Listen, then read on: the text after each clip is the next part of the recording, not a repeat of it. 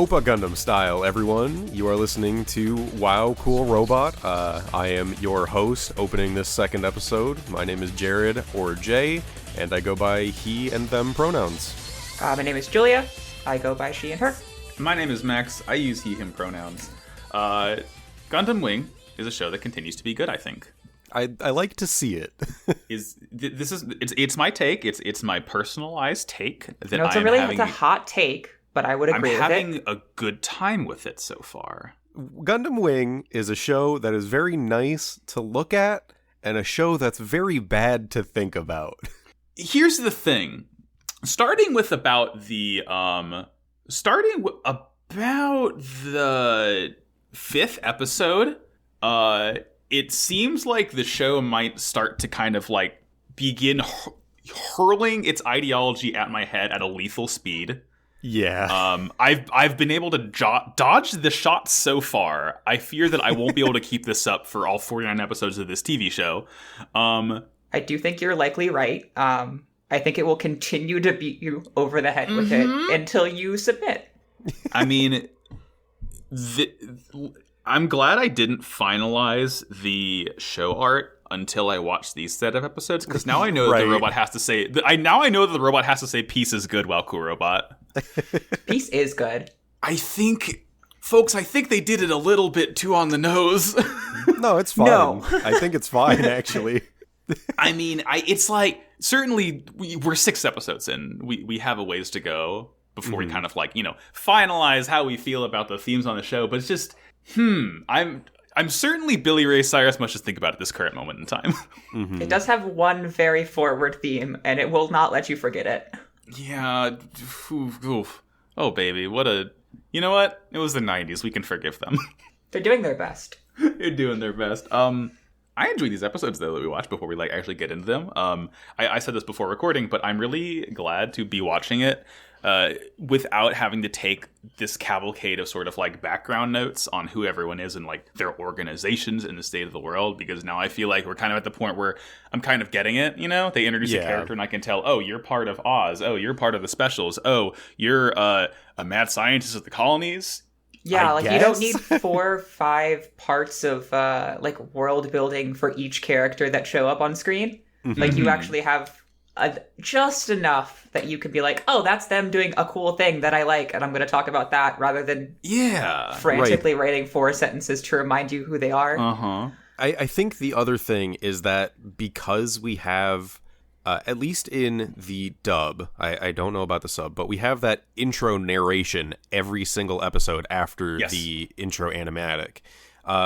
So that really helps kind of codify, like, in your mind, who is part of what organization. Like, there's, like, the Alliance military is, like, the whole thing for the Earth Sphere. Oz is a part of that, and they, like, work with the Specials. And it kind of gets nitty gritty and a little lost at times, but you get the general idea, which is nice. It's very much like the Earth Federation has, different like troops and whatnot. And that's why like 8th MS team exists while like Amuro is out fighting the space war. I think also what really helped me is kind of realizing, and again, I'm saying this with as many asterisks as possible, but once I realized there's just kind of 2 sides, I'm like, oh, thank God, this gets so much easier to keep track of. Yeah, because at first it does appear like there's many, and then it's just kind of 2. Yeah, then you realize it's kind of like the Alliance umbrella. Again, asterisk. Yeah, I know things get crazy. It is the first 6 episodes, so we'll see how that goes. We're not backstabbing yet. Yeah, right. but once I realized, as of now, it is Alliance versus the Colony Rebels, I'm like, oh, okay, I can suddenly compartmentalize this so much better in my mind. It's a lot more digestible, yeah. Absolutely. Speaking of more digestible, shall we get into these epis? Yes, I'm going to crack a drink first, because I forgot to open it beforehand, so... Crack that! What are you drinking? I'm drinking a High Noon pineapple vodka soda. Holy shit. In that case, let me just... this is a raspberry boobily. I have water. I also have water, just in case. Yeah. I simply like my my lightly flavored fizzy drinks. Yeah, I don't mean to rip off Fallon's shtick from Pod Recesses. I'm not trying to do drink of the week. I just forgot to open it, and then we started recording. Yeah, I mean, if we make it a recurring bit, it will just be because we forgot. Basically. Without further ado, let's talk about an episode that involves misogyny, shall we? Oh, great. New Mobile Report Gundam Wing, Episode 4.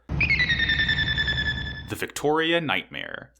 Zex heads to the Victoria base, a factory where Taurus mobile suits are produced, because he learns it will fall under attack from Shenlong Gundam.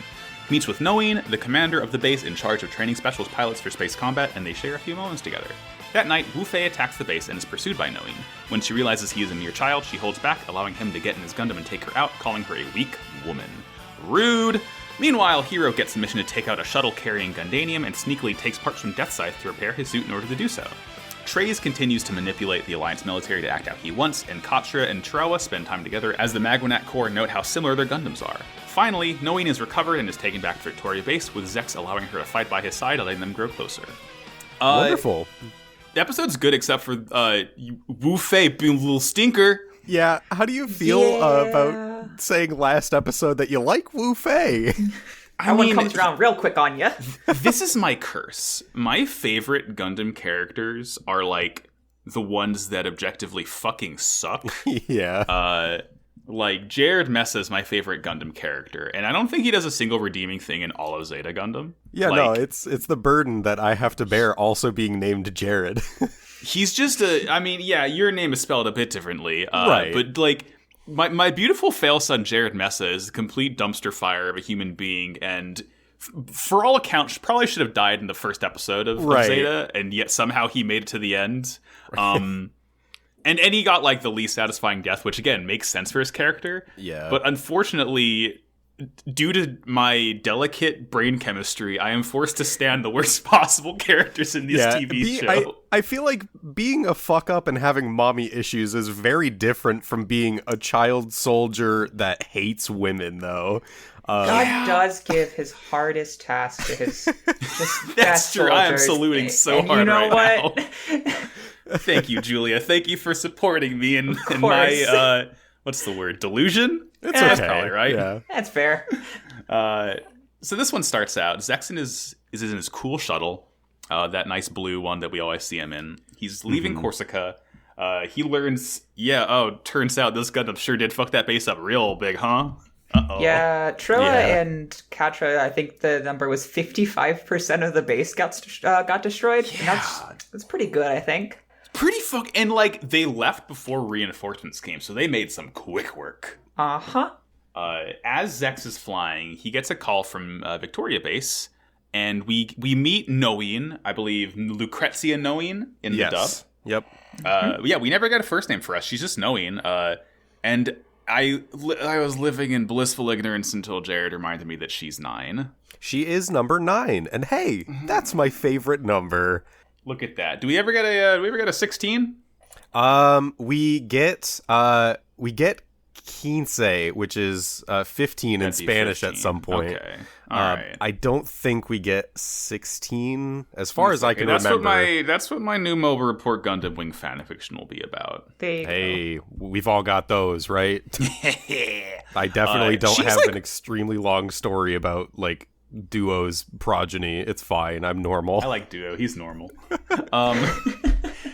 No one seems very, like, familiar with Zex already, though. Yeah, the character interaction they have is very, like you said, familiar, but in a very, like, intimate way, immediately. And that is, like, straight up text. It's not even subtext. You're like, oh, these people, like, have history. And that's, like, actually good writing? That's weird. It's good writing, and it is so far the best voice acting of the show, because they actually sound like they're interacting rather than reading lines by themselves in a dark room. Yeah, reading lines at each other separately. What I really like that kind of immediately shows Noin's familiarity with Zex is, like, she gets on Skype and she kind of, like, leans and presses her arms up against the wall so she can, like, prop herself up and get closer to the camera. Like, it is this very small thing that kind of shows like her character specifically to Zex, because we see her, she's like very austere, very strict towards the people she's in charge of, but like with Zex, you can tell she's a completely different person, and like it's just this very cool bit of like, oh, with this one tiny little thing, they show a lot about, you know, her and Zex's relationship, which I like knowing. She's cool. Oh, definitely. Yeah. She also calls him the Lightning Baron, which is a cool title. I think in English we get the Lightning Count. Yes, we do. Which is Zex's nickname, which is, hey, he's a Char clone. The Red Comet, do you get it? Do you get it? I like, in English, her name is, the vowels are a lot more blurred together. It's not Noin, like, you know, it makes sense to like say Noin. it that way with Japanese. It's just Noin. Like, you know. It's 9 o'clock. Yeah, it's like, Andy Samberg saying 9 with an accent. Yeah. Okay. All right. Yeah. We learned that her job here, she kind of helps run the Victoria base. This is Victoria. This is in Lake Victoria in like Central Eastern Africa, I believe, is where Lake Victoria is. Yeah, it's thereabouts. I believe so. But she trains pilots for space. She's like the one who's kind of in charge of like getting these mobile suit pilots used to, you know, flying a suit in zero gravity, because it seems pretty fucking hard to do if you don't know what you're doing. Right. And that's they get like going down this essentially giant mine shaft to reach like That's 0 so G. cool. And I really just love this little training sequence where Noin is just floating in the middle of all these dudes, and they are in pilot chairs that have little like aerosol dispensers on like the sides and back of them to control and move like they would in 0 G.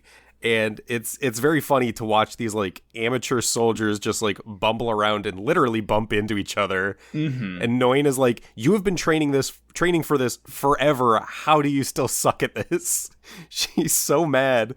She uses Zex kind of as like a carrot for them to shape up, being like, hey, Zex is coming. Stop sucking so much shit. Yeah. Daddy Longdick's gonna land soon. Y'all better be ready. Come on. As they're practicing, we see Wu Fei. He's like standing on Pride Rock, basically. Yep. And then he just fucking dirt bikes down it. He does some real X Games shit. It's kind of It's cool. really regrettable that Wu guy's Fei on does X the Games sickest mode. shit. Yeah. He's on X Games mode. It's regrettable that Wu Fei does such cool stuff because he also hates women. Yeah, he's real bad at the end of this one. Aw, beans. I have some thoughts on Wu Fei that I'm gonna have to hold off on for a long time. Not a big fan of the character, but sure. There's story about him, much like kind of what I've talked about with Duo, that just kind of isn't in the show, which is a huge bummer. Mm-hmm. And it would have done a lot to help characterize him. What a concept. Yeah. No, I need you to watch these 3 movies outside of the show.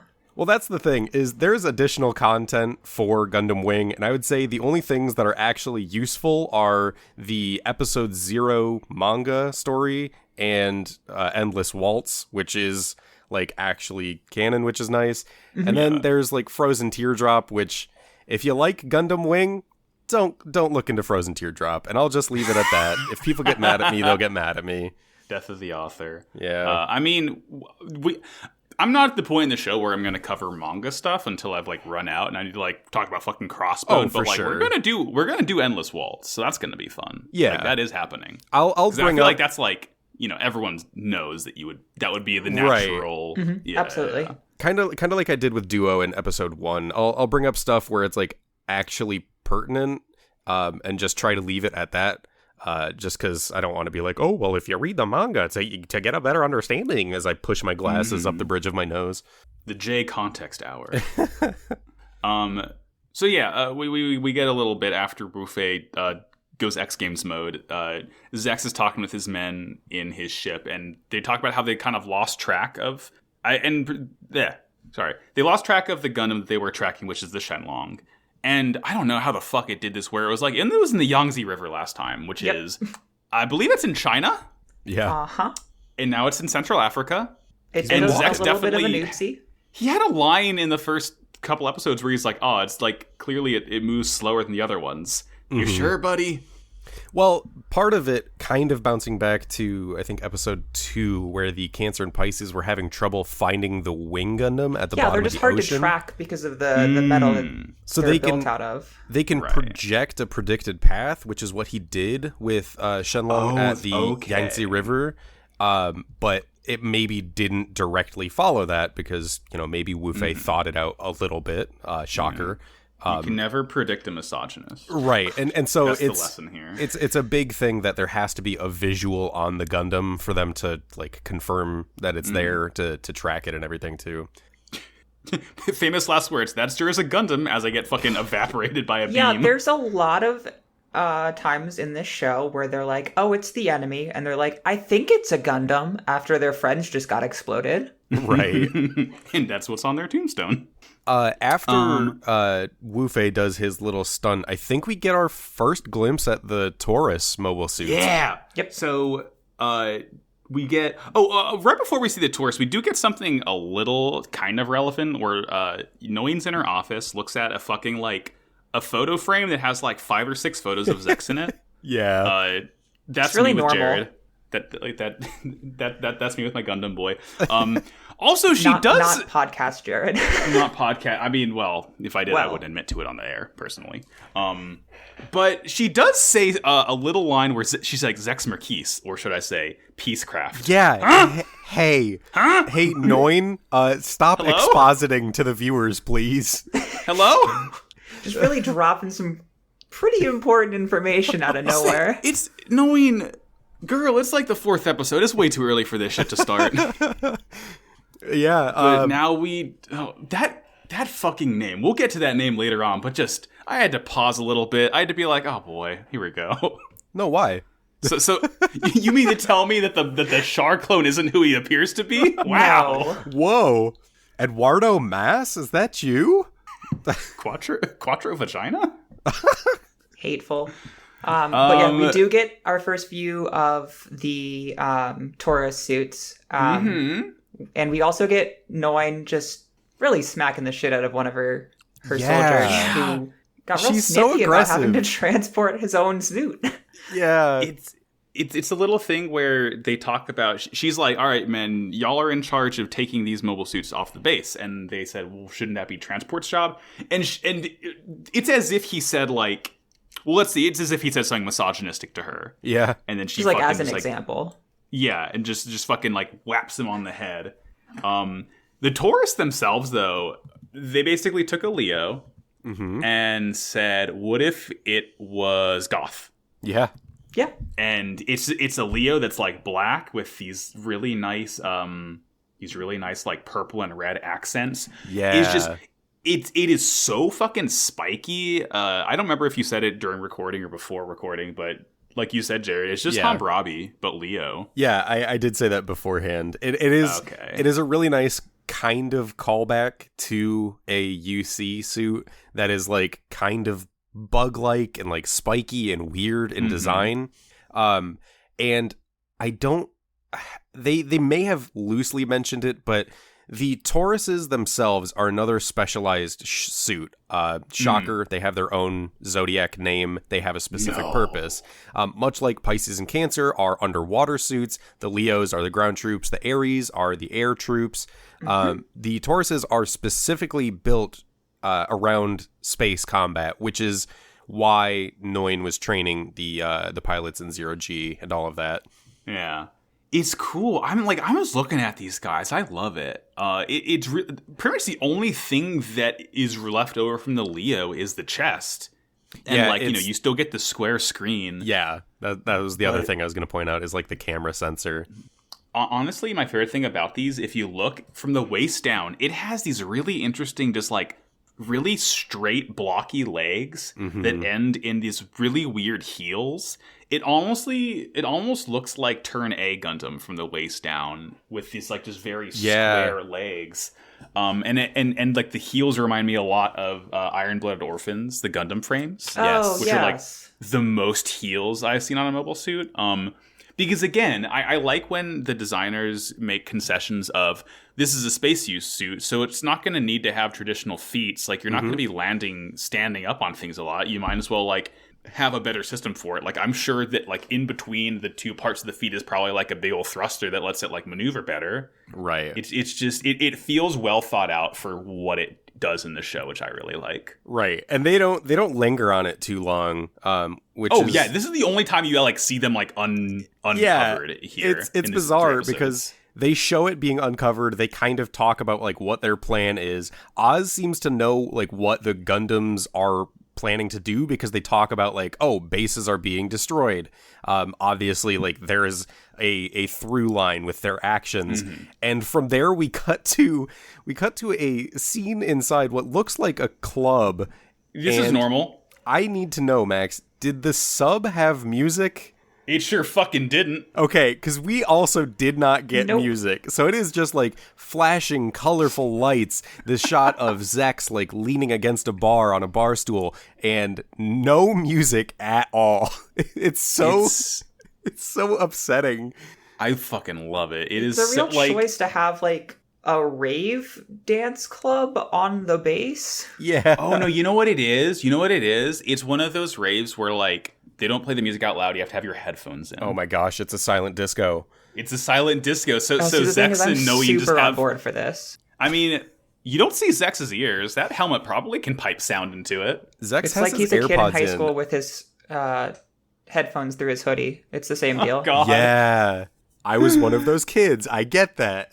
Like snakes it through the sleeve so you like rest your head on your God. High school. We couldn't do that because we had uniforms. Oopsie. Rip.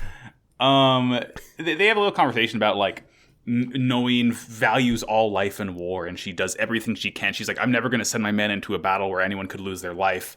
And Zex is like, huh? Right. That ain't war. Yeah. I think the line... obviously a bit more experienced with combat too, so I think he may have had a bit more time to mature when it comes to the whole war fighting. Yeah. The one of the lines we get from Noin is, battles that risk men's lives are miscalculations. Yes. Which kind of, like, leans back on why she was training her folks so hard and why she was being so hard on them, is because she believes that, like, if they screw up, it kind of comes back on her. I don't know. It's hard to read because she was so rough on her students, and then she's like, all life is sacred. Yeah. I mean, it's a tough love, but, you know, regardless, they're talking. Zex gets a call from Otto, his, like, sort of second in command on his cool shuttle. He's like, hey, Mr. Zex, this mobile suit you got, this thing fucking rips, man. He's talking about how it's, like, really, really advanced and it's easy to work on, but it'll still take, like, 2 months to finish. We see it getting assembled, and you can actually see the mask section separate from the head sensor. Which is really a nice detail. I love it a lot. Then Zex hangs up the phone, and Noin sits back to back with Zex and uses the sword that is, like, on her hip as part of her military uniform to just, like, whack his scabbard over and over, and it, like, slowly pans up both of them, and then the scene ends. Hey, what does this mean? Hey, what the fuck does this mean? No, it's fine. They're sword fighting. It's fine. It's cool. Don't worry about it. It's Wings stand-in for Garma playing with Char's stand-in or Wings stand-in for Char. They're sword fighting. It's fine. They're touching each other's swords. You know what You know what it is. If I may quote an episode title of hit noise-based podcast City Girls Make Do, men get pegged. Men do get pegged. That is that relationship to a T, I think. Basically, I think that's our official canonical WoW Cool Robot interpretation of this scene. Confirmed. Put a fucking stamp on it. Done. Yeah. Moving on. Done. What happens next? Victoria Base starts blowing up. Yeah, it goes oh, boom. Shit, oh fuck, oh no! So there's the explosion. Noin rushes out of her room to one of her soldiers basically saying this explosion is actually in the pilot trainee dorm. Yeah, it happens at night, right? So, like, it wakes Noin up even. Yep. Yeah. Not a good way to be woken up. She darts off to the trainee dorm, and it is just in rubble, and there are pilots on the ground, and they're like, I just wanted to go to space, Captain. Oh. Yeah, like he dies in her arms. Single tear falls down my face. Yeah. Gundam Wing is just on the nose, the series. I love it. Noin runs into an Ares, gets in it, and like starts using the thermal imaging to try and find out, who the fuck did this. And she sees a single little blip, which is Wu Fei hauling ass on his dirt bike away. So she's chasing after him, and she has her gun trained on him. She's like, I'm gonna shoot you. Eventually she shoots like near him, and he gets launched 100 feet into the air and is fine. Yeah, he gets flung Dragon Ball Z style onto the ground. Just like Hero hitting the side of the cliff, actually. Yep. Very similarly. Noin, I think there are a few different things that happen here. Like, there are additional Ares suits that Noin tells them to grab, like, a space laser. And they're like, oh, well, we won't be able to fire it at maximum capacity on Earth, which is kind of important, I guess. It doesn't really come into play too much. Yeah, I wrote that down too. It's just like a cool little, like, piece of information. It's a nice little sci-fi detail, and I think, like, I was hoping it would come into play, like, they blast, Shenlong Gundam, and because it wasn't at full capacity, it doesn't really do anything, and maybe that was an explanation, but they end up not firing it because these two Ares get set up with it. They start charging it up, and then Noin sees Wu Fei on the ground and realizes that, oh, that's a kid, and she tells them not to fire. Wu Fei disappears, gets in his Gundam, pops out of the trees, and just slices and dices these two dudes. She's like, don't shoot, he's baby! Yeah, and it's like, this action will have consequences. Like, I think specifically when she's like kind of has him pinned, has her gun trained on him, and she hears his voice, or she like sees him, and she's like, oh shit, he's baby. And he hears her voice because she's kind of like talking as it happens. He's like, woman spotted, and he like kicks up his little satchel that has like a bunch of flares in it. And this is when he decides, today I will practice misogyny. Yeah, like for the rest of the episode, he's kind of just a little shit. He's so fucking mean to her when he, God. She chose not to kill him. Better, buddy. She chose not to kill him, and he's like, you're weak because you're a woman. And it's like... Yeah, you literally buddy, you are 12 years old. Knock it off. You're a baby. You can't do this. Meanwhile, as this is happening, back at the base, the remaining soldiers are frantically trying to load up the Tauruses into these two shuttles, like three apiece, because there's 6 Tauruses total. And Zex is like, no, stop, don't go. The enemy's not going to attack the base itself. And Zex was playing like some mind games. He's so chill as this dude flips his shit next to him. I think this scene demonstrates that Zex is one of those people who is like, I have won the argument because I have remained calm the entire time, regardless of what I'm saying. My calm demeanor is proof of my victory, because the whole time he's just like basically like arms crossed being like, don't take off. Like, he has his fucking shuttle parked in front of one of them, and the guy's like, can you move it? And he's like, no. I think it's so funny. I think part of it is supposed to be read as like he's remaining level-headed to try to set an example, but it comes off kind of aloof for sure. Very much so. And let's see. Yeah, this next one we've panned back over the battlefield where Wu Fei says, "I don't kill bleeding hearts or women," and he calls her weak. And oh god, it's like at least Jared wasn't like I mean, he was actively a piece of shit, but like he wasn't like Wu Fei's different, right? Jared wasn't like a misogynist.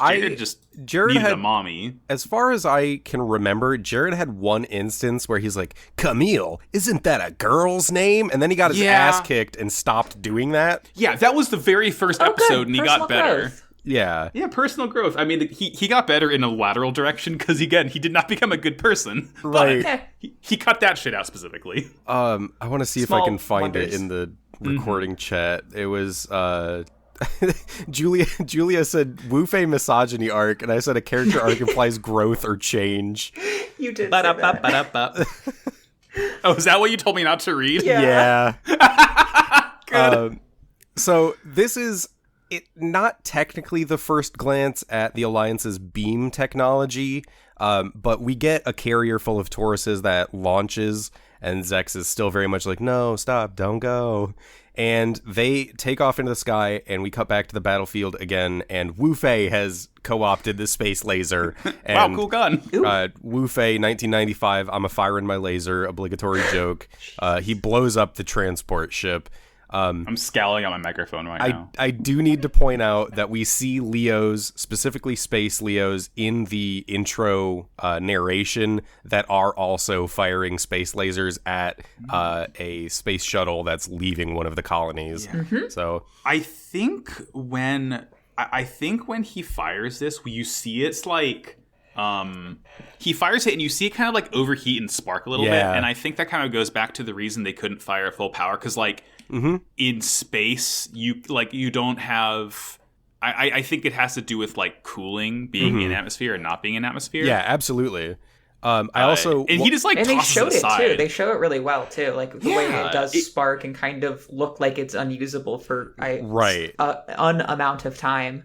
Yeah. Yeah. And I want to point out that like this is another really good like connection point for the comparison between the Gundam's weaponry and the Alliance military's weaponry, because this thing fires off like one shot. It's still strong enough to take out an entire carrier, but the gun is basically unusable for a while. Whereas Hiro's Buster rifle can like shoot this gigantic beam blast and sustain it, and like it can obviously annihilate multiple suits at once, but it's still like functional afterwards, even in the atmosphere.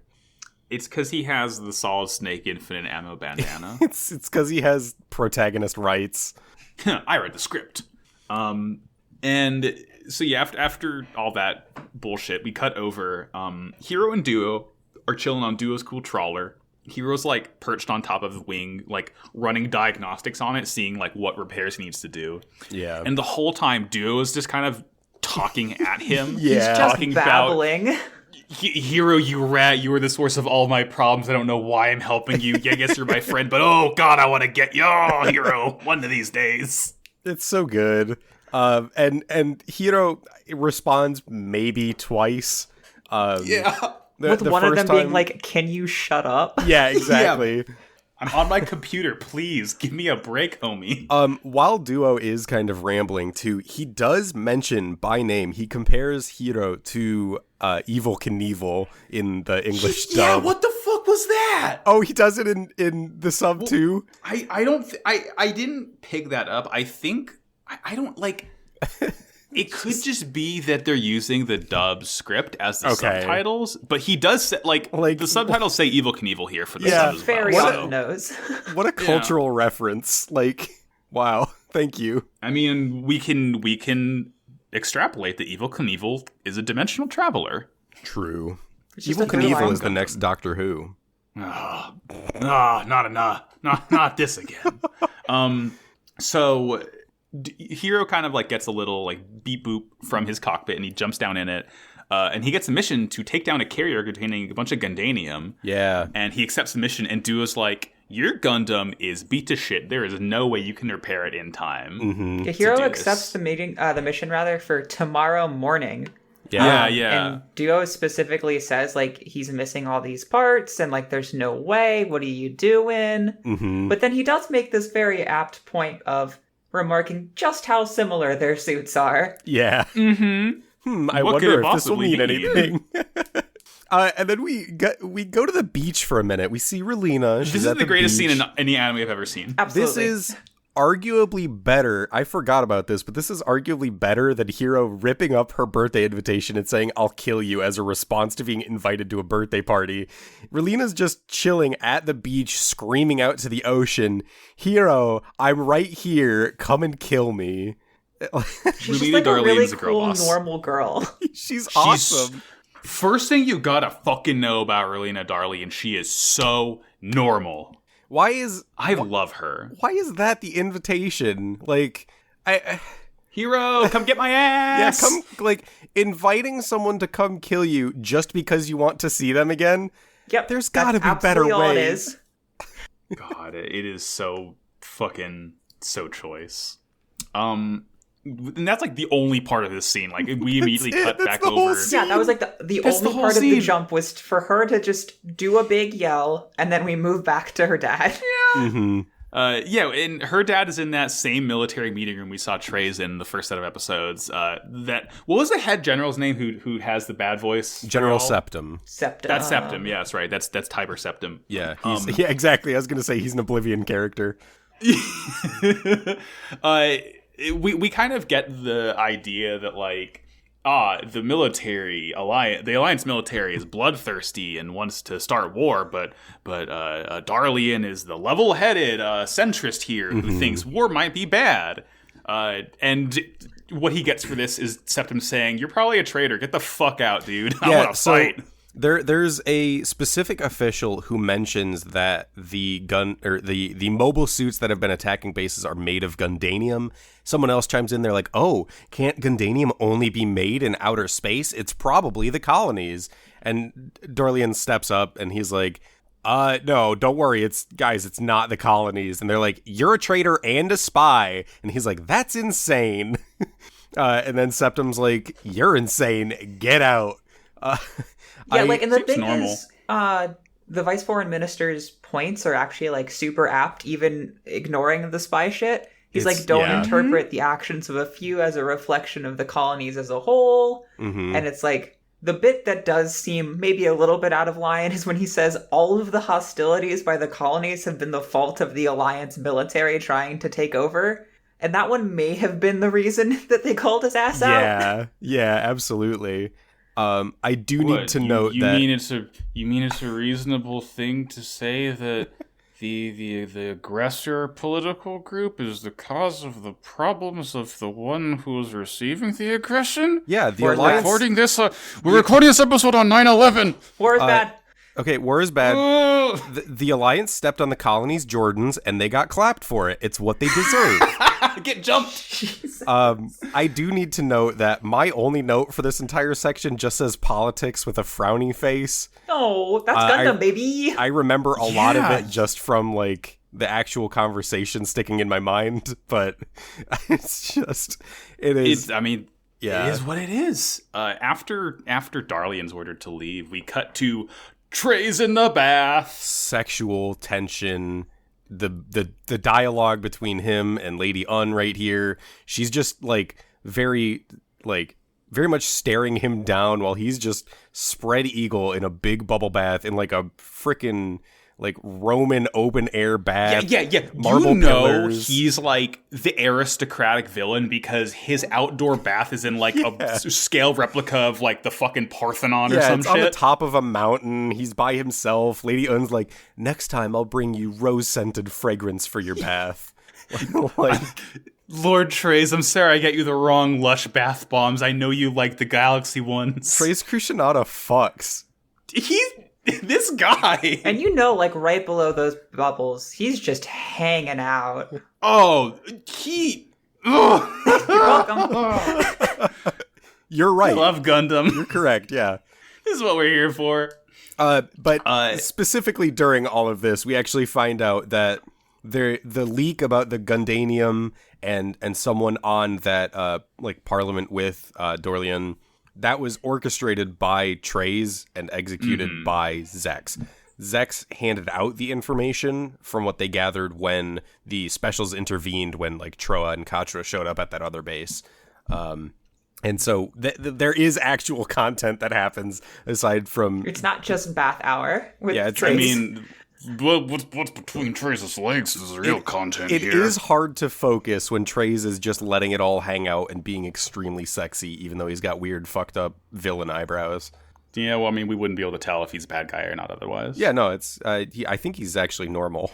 I think he's very normal, is the thing about him. God, this show's giving us brainworms already. I love it. Yeah. We jump right back to Duo and Hero on the trawler. I love this. Everyone's fucking dead asleep. Duo's heading to bed. Hero is up, just working on the wing. He's lighting things on fire. He's welding. And then it's the morning, and his wing his Gundam is fully fucking functional. Yeah, Duo and a couple other mechanics wake up to the sound of the wing Gundam lifting off from the trawler. Duo calls him incredible, and then from back within the hangar, one of the mechanics screams that Hiro has stolen all of the parts from Duo's death scythe. It's just so funny. And then he's like, I just complimented him. Come on. Come on, man. I really like you get a shot of the death scythe like laid up on an operation table basically, and its just head like is torn apart. Yeah. Its arm thing. is removed. Yep. It's so funny. It's such a funny moment. It's really well executed. Yeah. And then like immediately we cut to Hiro taking out the shuttle, and he just Joker laughs as the shuttle just blows up. Yeah, he's I love fine. my sweet boy's Joker laugh. He's Yeah, just a I think really he's good. normal. I love my normal son's not weird sociopathic laughter when he blows stuff up. It's fine and normal, and I like him. He likes to kill. It's fine. It's fine. It's his. He's valid. It's his prerogative. And then we get Tokimete Harmony time. We get a smash, like basically a smash cut to an entirely different scene, and I believe it opens with Katra playing violin, right? And then Troa is also there because they met up and kind of exchanged numbers and hung out and had a sleepover. And Buddies, I'm air quoting buddies currently. Yeah. Yeah. Katra is playing violin, just having a good time, and Troa decides to step in, and he grabs a flute out of a display case and joins in. And we get one of my favorite pieces of music in the entire show, which is Tokimete Harmony. Or Harmony, sorry, I get my vowels mixed up sometimes. But these two boys just have a jam session, and It's it very rules, good, and they love it. each other. Yeah, There's no heterosexual explanation for this. absolutely not. Like Troa wordlessly gets up and just like pulls a flute from the from the cabinet and plays And along this with may him. just And be again, like my big gay goggles, but like the light in this scene is very soft. oh my god, it does like It's it does so like the good. blurry soft light like. And it's just so choice. And again, the song that plays, Tokimete Harmony, that's our ending theme. So y'all have heard it already by now. It's a very good one. And part of the reason that I wanted to pick it is because I think this is the only time you hear the song in the show. Aw, choice. Hell yeah. Yeah. Wonderful. So Great use of resources. yeah. Yeah, as this happens, we see the Magwanax. They're all standing guard outside the weird, like, plateau palace. They're repairing the Talkies and Heavy Arms, and the sort of leader of the Magwanax The Corps, Sandrock and Sandrock. Heavy Arms. Not the Talkies. My bad. Yeah, I don't know why. In my note, I think I call it the Talkies too, which is just weird because I know it's not, but it has a weird head crest that reminds me of it a little bit. Interesting. Oh yeah, no, I know exactly what you're talking about. It has that. Yeah. It has like a Mohawk. white, Yes. a white mohawk, very similar to the Tallgeese. I get that. But they're repairing the Sandrock and Heavy Arms, and the leader of the Magwanax Corps kind of notes that these Gundams are the exact same on the inside. Yeah. What could this possibly mean? Anyway, I'm glad this weird emo kid's our friend and not an enemy. That could be bad news.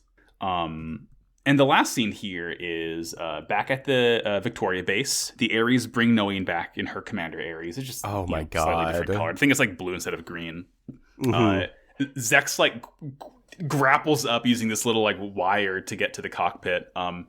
There's this really cute moment here. Zex, he talked about how he's worried for her safety. He's like, "Oh, I'm glad you didn't die." And she's like, "You just are glad because if I died, I'd get promoted over you." Yep. And he's like, with that sense of humor, I have nothing to worry about. Yeah, if she died in the field, she'd get a 2-rank promotion and die with a higher rank than him. That has been true since the very first Gundam series. That is extremely smacks of Garma and Char, and I think might actually be a direct reference to it, because I think after Garma's death, he gets a posthumous promotion. Yeah, Garma gets the posthumous promotion, and then when the White Base meets with General Revel in Belfast, they mention if Ryu got a promotion when he beefed it too, because that's just how every military does things now. And then she just tells him that she wants to fight with him, and he agrees. He's like, "Yeah, everyone is kind of cocky when they first stand up against a Gundam, but them robots will fuck you up, huh?" Yeah, and then we get a little vignette of Wu Fei as he screams at a bunch of hyenas because he saw he's Lion normal. King and it made him mad. he's a... He calls them weaklings? Buddy, they're just dogs. They're just puppies. Be nice. Don't be rude. Actually, Julia, they're closer related to cats than dogs. I'm gonna die. You're thinking of foxes. No, hyenas are feliforms, aren't they? I think they're canis. Hyenas or hyenas, okay, they're pronounced the same, spelled differently, are feliform carnivorous mammals. Why the fuck did I say mammals? Jesus Christ. We're doing our best. Caught you with your foot in your mouth and your pants down. Why did I say it like that? No, like your mammals?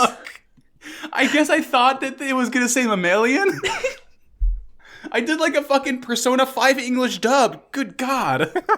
Where you have the letters, you have no idea where the enunciation is. You are okay. I do have to admit, you are correct. Hyenas are more closely related to cats. I think foxes are actually more closely related to dogs than cats. That's your fun fact for wow, what a this cool episode, conversation everyone. we're having on our Gundam podcast. I love Gundam hey, what's so episode much. 5? Episode 5, if we want to jump right into it. Yeah. Episode 5. Relina's Secret.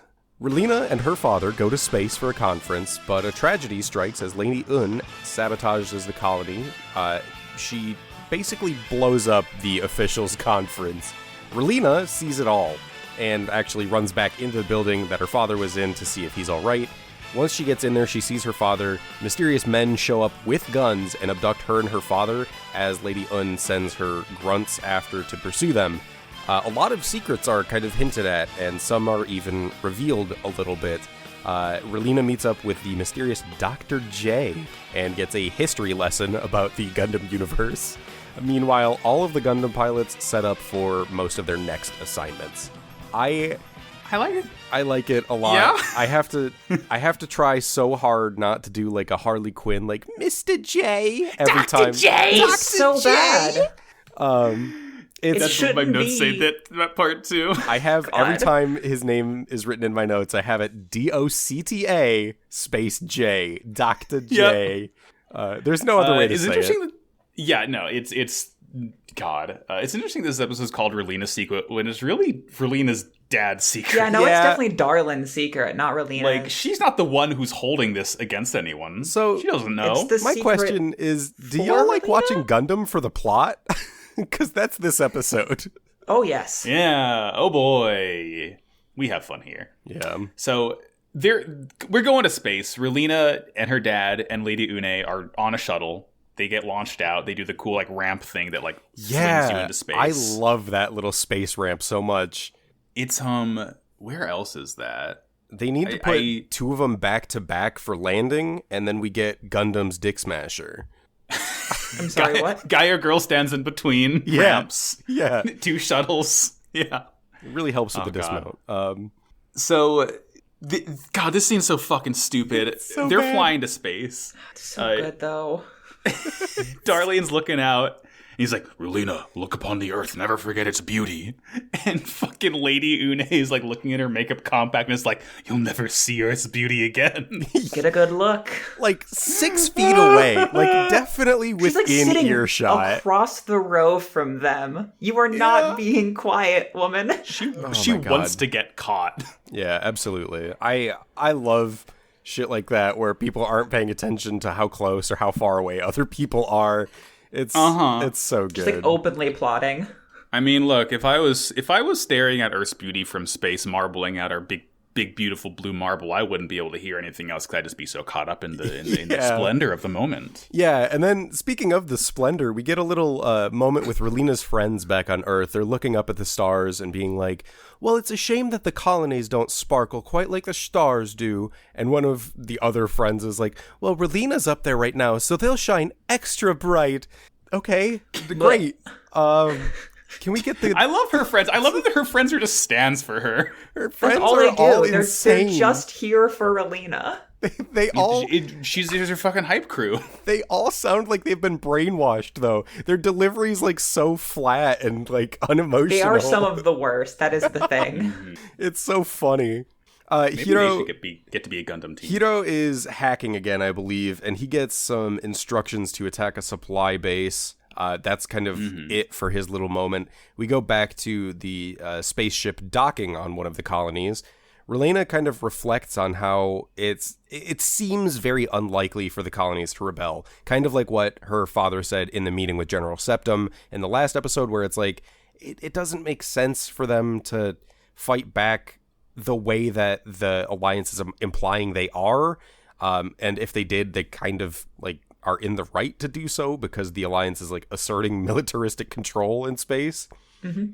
And then Lady Un gets kicked out of the conference that Vice Minister Dorlin is there for because she doesn't have like the correct authority or whatever to be there. And she's like, oh, that's fine. I'll just leave. And she leaves her little makeup compact, but immediately it's shown that like it's flashing. And she says 10 minutes is when it all ends. Or should I say begins. Awful fucking line. Hateful. Totally spies ass. Yeah, like makeup bomb. Like a shitty James Bond villain. Like narrating everything they're doing, explaining exactly how their bomb works. It's so bad.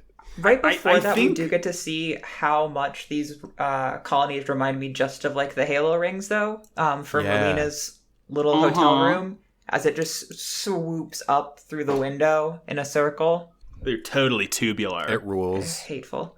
It's totally gnar, bro. I'm aging immediately. Sorry. So we cut back, and Relena is rushing down the hallway, going to go ahead and tell her dad and the delegation that she's going to go shopping, because women do be shopping. Women be shopping. That's right. Shopping. Thank you for noticing. They ask if she needs an escort. She says, no, of course not. I'm mature. I don't need this. She also says that specifically she says because colonies are so safe. Yeah, good she job. says they're a Great lot job, team. safer than Earth. I've noticed that in Gundam Wing, if a character says a statement of fact to like people around them, the opposite will be proven true within 5 seconds. Kind of. Checks out. She sees Lady Un's compact there and just kind of meanders on downstairs to return it to her. Why is this beeping? Oh well, Don't better worry give it back about anyway. It's cool. Lady Un grabs it from her, calling her an idiot, and just like yeets it up to the second story window, where it crashes through and immediately explodes. So, 2 things. Relena walks outside with the compact, like, while Lady Un is saying, 10 seconds and it'll all begin. And then Lady Un chucks this little compact so hard, it shatters a window. Yeah, got an holy arm. shit. She doesn't need to be working for the Alliance. She could be on the fucking, like, colony baseball major leagues. Yeah, absolutely. She's got a pitching arm. Holy hell. Just in mission accomplished, blows the hell up. Relena bolts back into the meeting room where, everyone's dead. There's already, like, rebels, like, rooting around trying to find survivors. Right. And she notices that her dad is barely alive, and like they pick him up and they grab her too when the Alliance soldiers come in and start shooting at them, and the rebels fire back, and Relena's like, where the hell are you taking me? And they're like, you're gonna die if you stay here. Let's fucking go. They're in this armored car as they drive off, and like they kind of give a shot to Relena to relax her. And they say they can't take Darlie into a hospital like Relena wants, because basically everywhere here is kind of like monitored and controlled by the Alliance, and they're certainly going to kill him if they get taken to a hospital, because they tried to do it once. Who's to say they won't try it again if he's still alive? We get this really heavy metal shot of Lady Un staring down this armored car and firing off her pistol, and she does not get out of the way until like the absolute last second. Yeah, she should have tried throwing the bullets handheld into the window. No, they would have. They probably would have actually killed someone that way. And then her dad read the script and knows that this is the expedition episode. So True. On his fucking, this is so dumb. On his deathbed, he says, I'm not really your biological father. Your real name is Relena Peacecraft. Do you get it? Remember the family that was completely advocating for complete pacifism? The Peacecrafts? Yeah, the family that advocated for pacifism and was immediately stomped out by the Alliance. Whose entire country was destroyed? Oops. Yeah. What could it mean? I wonder if it means anything. Also, hey, that name sounds really familiar. We've heard that before. He also says, watch out for Oz. Changed the world. My final message and fucking Goodbye. dies. Yeah. Bye, Dad. Oh my gosh. Rest in peace, And- Vice and- Minister Dorlin. I still don't think we ever learned your first name. And then Relina passes out because the shot they gave her like finally is able to knock her out. Yeah, it was like a sedative. Yeah. Then we go to my son and boy duo, who is on a barge. He's talking to a fun old man in this fantastic Hawaiian shirt. This guy's fucking. I His did shirt write Master smacks. Roshi. Yeah, his shirt smacks of Vegeta from Dragon Ball Z's Bad Man Right. pink button up. But like his hair smacks of Dr. Wily. Yeah, there's a lot of conflicting vibes going on with this gentleman. Yeah, it's I just call him Dr. Wily. He rules. He has cool sunglasses. I love this guy. he's so awesome. I love him to death. We find out that the Death Scythe has actually fully been repaired. We get a couple vignettes of the other Gundam pilots as well. We get a moment of Troa leaving Katra, and I think Max, you noted Katra says something really like particular when Troa leaves, right? Yeah. So he's talking to the leader of the Magwanak squadron, who we still don't know that guy's name. We don't know anyone of the Magwanaks, but we'll learn eventually. But he's like, shouldn't we shoot the guy who's leaving? And Quattra's like, no, he's a friend. And even so, if he does come back and be an enemy, that'd be fine, because if he attacks, then that means I'll get to see him again. Yeah. Once again, so there is no heterosexual so explanation for this. 100%, you are my fucking boyfriend. And then we head over to Wu Fei, who is underwater in the Shenlong Gundam. He like latches on to the bottom of an aircraft carrier and gets on board in person. There's payoff for this later. He just kind of shows up, knocks one guy out. Someone checks in on comms, and Wu Fei grabs the communicator and is like, everything is fine down here, and no one sees that as an issue. They don't hear a child's voice for whatever reason. Damn, your voice just cracked. Yeah. Well, and this is what I was saying before, where people say things that get proven wrong, because the soldier right before Wu Fei chops him in the neck to knock him out, he says, "Oh, it's so boring on this aircraft carrier." Yeah, What he's an like guard easy duty. guard duty. Yeah. Oh my god. Wing activates. We get like this. We're starting to see the stock footage of like Wing's transformation with like that weird green light shining on it. But it does that. Hero flies off the base. Yep. To, he flies away, and we get a crime. commercial break. We get I don't think we've actually talked about it before, but we get the little interstitial that we get as you would see on television with the commercial breaks. So there's a little musical stinger. There's the Wing Gundam in the background and like a cast of characters kind of lining that. And there's a central cutout picture in the middle that's like rotating through a bunch of cast members. It lands on one, and there's a little musical sting, and then we get back to the show. Yeah, I like how it's like always like it's like a Mario Kart item randomization. It always lands on a different character every time, which is kind of cute. And there are actually a bunch of different stingers for that too, which I also really appreciate, because I know Zeta Gundam in particular and 0079 have just one stinger. With 0079, it was just the show, and with Zeta, it was just like a close-up of the Zeta Gundam's face or the Mark II's face.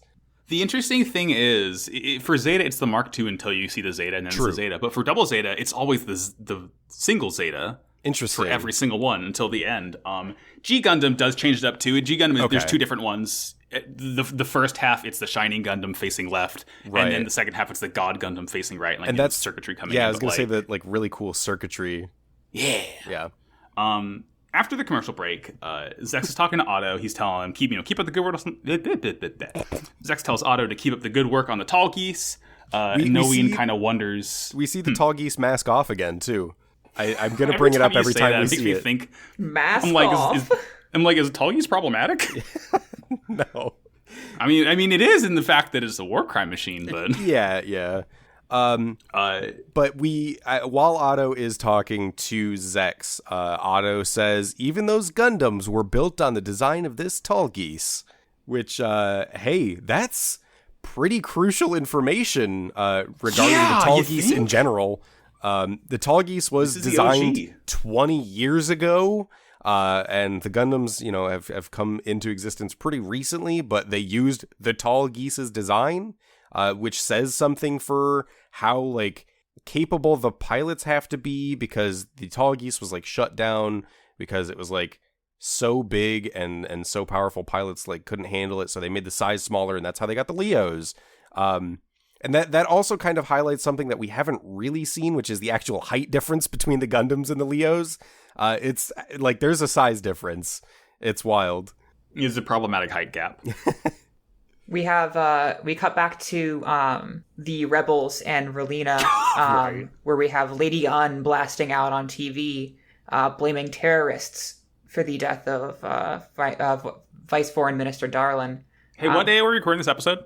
Don't worry about it. Don't ask me that question. Yeah, don't worry about it. Hang on. Let me double check. I forgot. Is that joke funny? Ba-da-ba-ba-da-ba. All right, I'm going to hell for that one. See you all there. Continue, Julia. It's okay. And then does a cool thing where she's like, if the whole colonies think like this, I guess we just have to, we'll just have to fight y'all. And it's like, We really don't want to have to use regretfully, widespread... we're gonna have to fight and kill all of you. Sorry. Unfortunately, we get to use our sick as fuck military machines. This sucks. I'm not having fun. Rats. Poopy. Dang it. You look what you made me do, Taylor Swift. It all comes back to Taylor Swift. It always does with Max. That's just my fucking pipeline, baby. Relena does steal one of the guns on the dudes. Yeah, she channels it at her him. inner hero for a moment. Yeah, she vows to get revenge. But as the rebels are kind of surrounding her, she mumbles something about wanting to see Hero again, and out waddles the oldest man with the most broken legs I've ever seen, and a claw grabber for an arm. A claw grabber that he does not stop pinching for this entire scene. He's just grabbing the whole time. Look, here's the thing. If you had funny little click-clack claw arms, you would not stop click-clacking those arms all the time either. Exactly. It's like Xehanort in Kingdom Hearts when he does his funny little anime finger wiggles. I would never stop doing that, too, if I could do that. I can't, and I hate that I can't. At my parents' place, they have one of those, things that, senior citizens will use to, reach things from a distance. Oh, the extendo grabber things? Handle. Yeah, literally, whenever I see that, I just kind of walk up and just give it a couple of clacks. You gotta. Of course. You gotta! This is the most normal man in the world, and he's also here to exposit.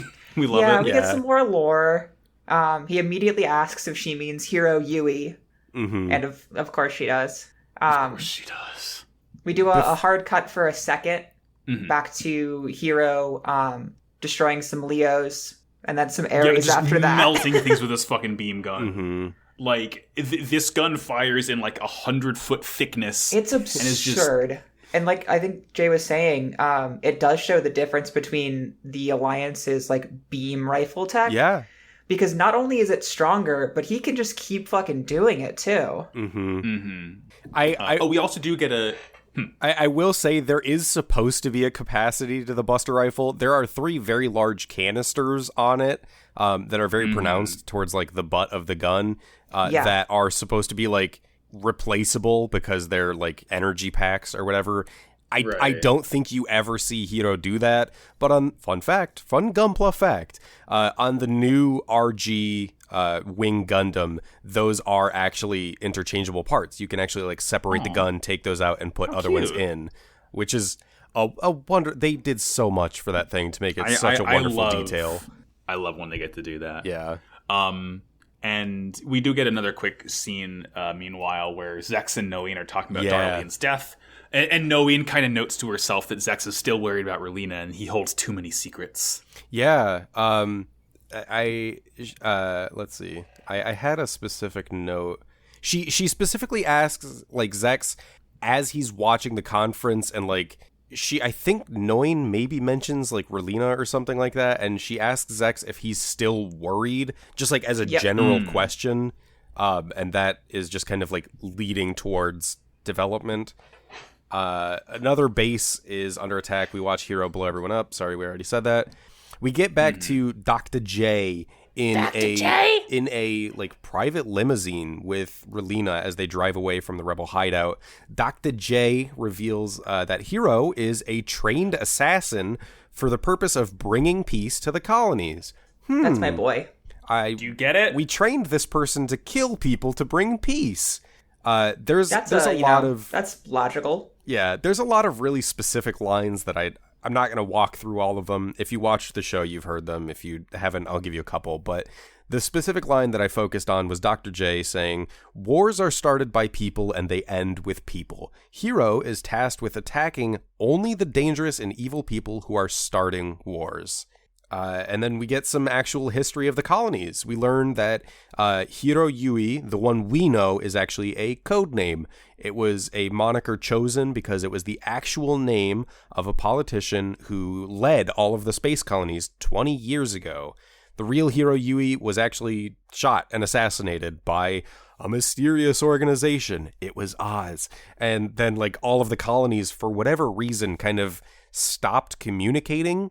Like, after the real politician Hiro Yui's death, there was like a lack of communication between the colonies, which was there beforehand, which was a big deal and allowed the Alliance to kind of like step in and start asserting control. So yeah, we learn that Oz has like these crazy ambitions to take over the Alliance and rule over the entire Earth sphere. Ooh, they're evil. Do you get it? Do you get it? Yeah. You know, when I was watching this episode and I was kind of getting fed this exposition, I was like kind of taking them like, okay, well, yeah, sure. Now that I'm hearing it again for the second time, my head is just like in my fucking hand. Yeah. Oh, yes, Yeah. exactly. I'm just like, this is so heavy-handed. Well, Gundam, it's okay. come on. We have Gundam? Relina here who just says, you know what, there's just gotta be a better way. Gundam Wing Dr. is the J Did I said- mention my name's Peacecraft? Gundam Wing is the Nie Hwai song of Gundam shows. It is the head shaker. That's a joke Yeah, for I mean, the fucking- 7 people who also Yeah, listen to can't Pod deny that. Crossover pod. Oh, I'm so sorry. He says, you know, Hero fights because he understands the pain of the colonies, but also stay the fuck away from him. He's pretty dangerous. And Yeah. He's like really focused on his mission. Don't get in his way at all. Yeah. That is one of the things that I thought was really interesting is Doctah J is like, Hero's a really kind-hearted person, but also stay out of his way because he has a mission and we need to see that through. He says, Hero looks like a cinnamon roll, one-minded. will actually kill you. Yeah, yeah. And he like drops her off at like a, you know, he drops her off at like some airport or something. He's like, you know, you'll be able to get back to colony from here, or to Earth from here rather. And we cut back to Earth, Hero and Duo. Oh yeah, at some point, so Hero's fucking shit up on the base, right? Duo shows up, and all Hero does is raise his beam rifle at him and aim, and Duo like kind of lifts his arm where his Buster Shield is, and they both just like are aiming at each other. It is a very cool And- standoff. Like, yeah, it does like it's that. a little tense, actually. It's a little tense, yeah. And like Hero, because like you see from Hero's cockpit, he targets Duo, like he's locked on. yeah. And the Death Scythe kind of like where it's standing, the floor collapses and it like sinks a little bit. And Hero fires as soon as he sinks, and Duo's like, "Oh fuck!" But Hero's actually aiming at a Leo, like right behind Duo. With like a beam sword out and saves his life. And he just Joker laughs and says, "I returned the favor. Goodbye." Yeah. It's another like really cute moment between them as well, because it's like Hero seemed like he was gonna just tell Duo to fuck off another time, but he was actually setting up for this. It seems like he even accounted for like the floor to collapse under Duo so that he could take out that Leo, just to be fucking dramatic. It's cute. I like those. I like that. It's They're good. good boys. They're good boys. It's good. I think someone may have pointed out in the Discord that this is some of the most time these two spend like around each other, just like throughout the show, and it establishes their like working relationship as pilots, as partners, like pretty well. And I really appreciate how like it's gone multiple times through fleshing out like Duo's the talkative one, but he gets the job done. Hero will do whatever is necessary, but they still like work together pretty well. Yeah, and that boils down to like the thing that Dr. J was saying too. Like Hero has his mission, he's gonna do it. And he's not really he's very no nonsense about it. Yeah. There is a level of complexity to these characters that I like. You know, it still feels very surface level so far. Mostly Hero, and I'm not going to talk about Wu-Fei, but like the other three, I can tell there's stuff going on beneath the surface there. Yeah. I think the final scene is Relina shuttling back to Earth by herself. Mm-hmm. Oh, she's crying on the shuttle. So sad. Oh, poor little Wawina. I mean, Her dad did just die. Jerk. Yeah, her dad did die. Oh. That makes me seem I'm not like poking fun at her. I do feel bad, but it's like, again, on the nose. Yeah. Before we entirely move on to the next episode, Relina flying back to Earth reminded me that there is a moment when when her and her father dock in the spaceport, when they arrive on the colony, someone mentions like, oh, it seems like, funds must be pretty like spare. You have everything in spades. Like, you have enough money to charter a private shuttle all the way up to the colonies, huh? So that's like hinting at like financial trouble in the colonies as well. It's a subtle jab, but it's I liked that little moment too. Yeah, I like that kind of world building, not people just fucking belching exposition, but like offhand lines that give you a little clue to what the world is like. I like when other people talk to Dorlian and not when Dorlian talks. Yeah, exactly. Well, hey, I don't think Darlin's gonna be I talking think he's never good again. now, actually. He's good. Homie said what he had to say and peaced out. Mm-hmm. So Julia, episode 6. Yep. Episode 6. Party night. Relina returns to school in time for a sponsored dance, but discovers Hiro is going to be transferring out. She meets him in his room and reveals she knows all about him and his mission from the colonies and meeting Doctah J, and persuades him to be her escort for the dance. During the dance, however, the school is attacked by Oz mobile suits sent by Lady Un to kill Relina, and Hiro uses his Gundam to fight back, believing that the enemy's suits were there for him. He ends up saving Relina despite not really knowing why, and openly talking about how it would be better for him if she was dead. Yeah. It's a lot. He's got like a mental block on this one a little bit. It's like it feels what the fuck am I thinking of?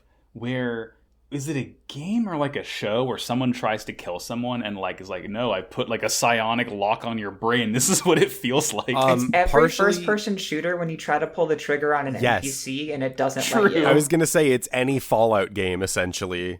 Yeah. Yeah, pretty much. I was also kind of thinking of like Psychopaths. I think that's a thing. They also did something like that in the recent Marvel's Black Widow movie, where like she couldn't attack. That's what it is. That's what it was. Okay. That's what it was. Yeah, she couldn't attack like the bad guy because of some pheromone thing. Which, like, okay, to be fair, that is how Kilgrave's powers work in Jessica Jones and all of that and all the stuff that Kilgrave. That's a name I haven't heard in a long ass time. Listen, I talk about Jessica Jones all the time. The first season's good. David Tennant did a great job as Kilgrave. Anyways, we're on a Gundam podcast. But yeah, I mean, going back to what you said about before. Tenet, so don't get me started there. Going back to what you said before about Fallout, very funny to imagine Hiro shooting Relina and she just fucking ragdolls and gets back up 5 seconds That's later. fine. that would extremely be funny. Crack me the fuck up. Yeah. So in this episode, Relina's returning to her mansion. She's in her cool pink limo. The press is just completely swarming my her God. ass and like, is this the beginning of war? It is the most realistic depiction of paparazzi and like it's not good. quote No, it's unquote investigative journalists who are like absolutely invading a It's a little upsetting.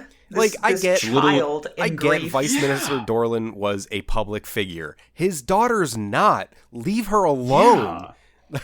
Like she's like, staring forward the whole time, and as soon as she gets in the gate, she's like, what is wrong with these people? Like, Yeah.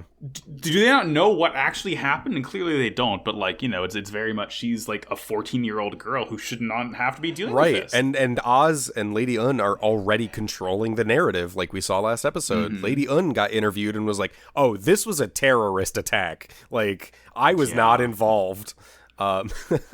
We get a very, very cute scene where her mother's like holding her dress. Oh my gosh. And Relina runs in, and her mother's like, I knew this would happen someday, which is like kind of a fucked up thing to say, I guess. Yeah. It's like, I knew my public figure husband would be assassinated. But I think that does make me think that she was aware Yes. of him like going between like the rebels and the Alliance. Yeah, she like knew exactly. his nature and Correct. knew that the Alliance wouldn't let him. She is the Haman to Ramba Rao. Yeah. Like in on it from the start.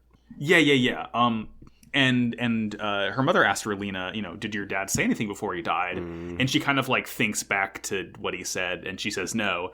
And before her mother can like you can tell she's about to tell her the truth again, but Yeah. Relina just runs up and hugs her and is like, I don't care what you say, like, you'll always be my mother. It's just like this very nice It's moment very of sweet. Yeah. like her mother knows that she's not her real mother, but like she raised her, so she is, you know. It's a Exactly. very nice moment. Mm-hmm. We cut to Trey's and Lady Un talking, where Trey says some pretty bonkers shit, where he calls Darlin like an incredible person, and then specifically the type of person that needed to be sacrificed for a new era. It's probably nothing. That's a very powerful statement, sir.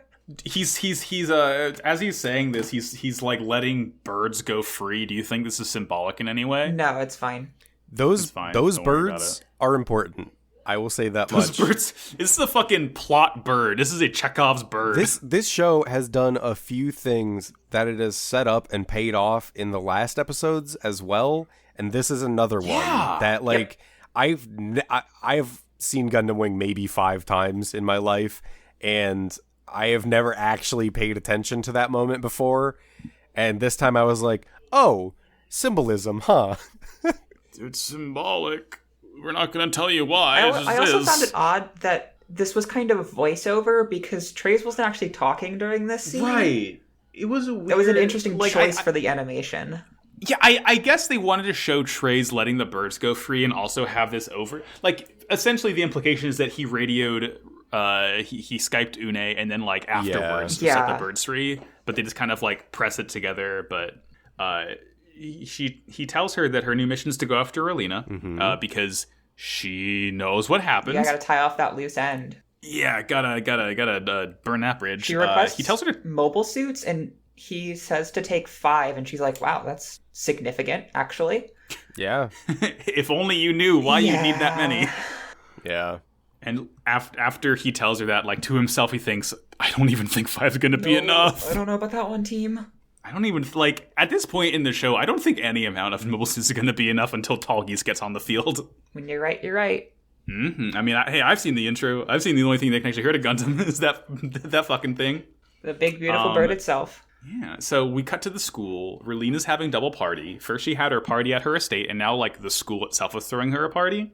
Yeah, I think this is like a separate affair that the school is putting on, like a school dance party. Yeah, but it is weirdly close to her recent birthday party, so it's like, yeah, oh, there's just another social gathering going on for whatever reason.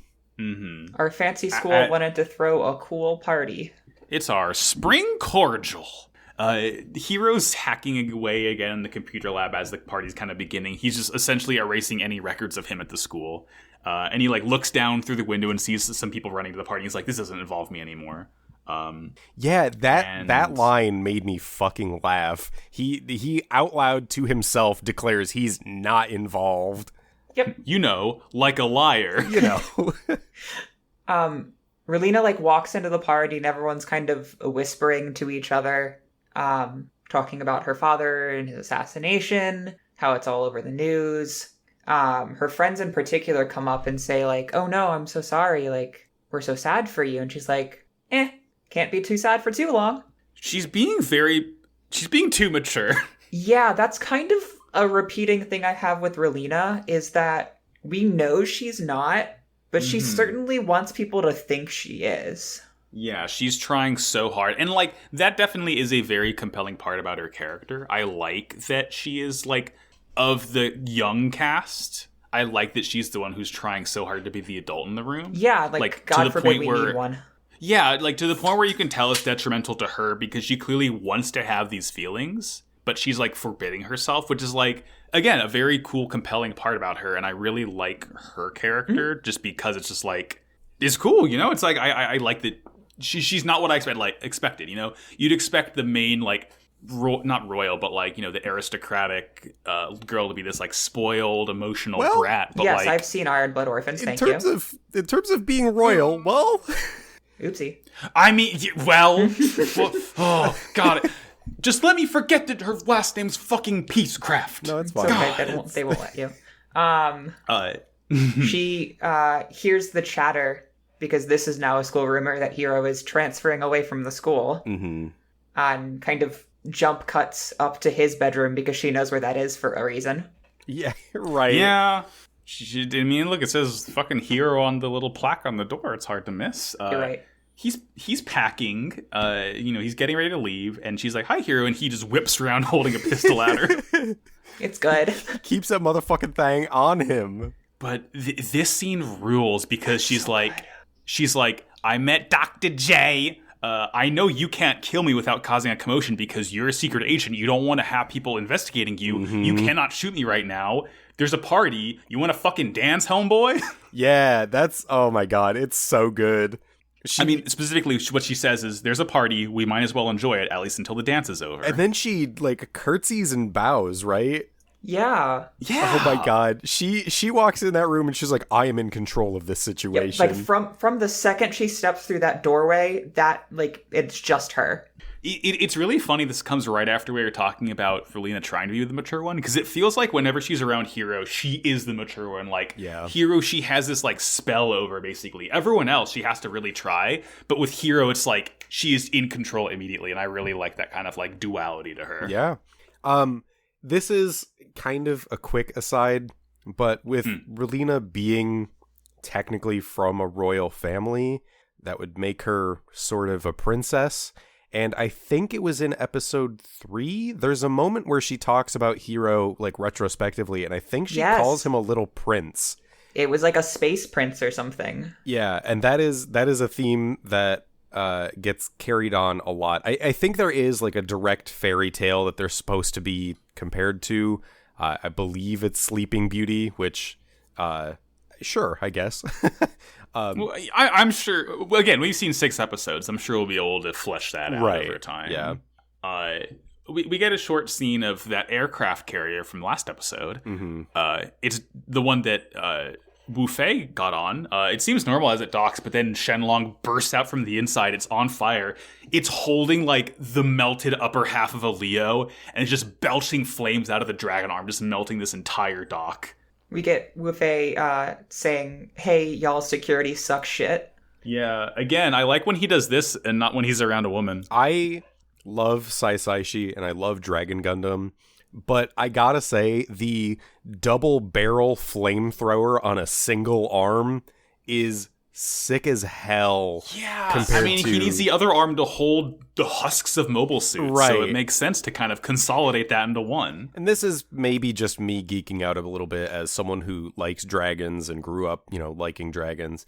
But the idea of having like 2 separate flame like conductors is just like kind of reminiscent of dragon anatomy in some cases, especially in things like the movie Reign of Fire, where you do actually see inside a dragon's mouth, like as it's spitting fire, there are 2 separate spots where the flame jets come out of.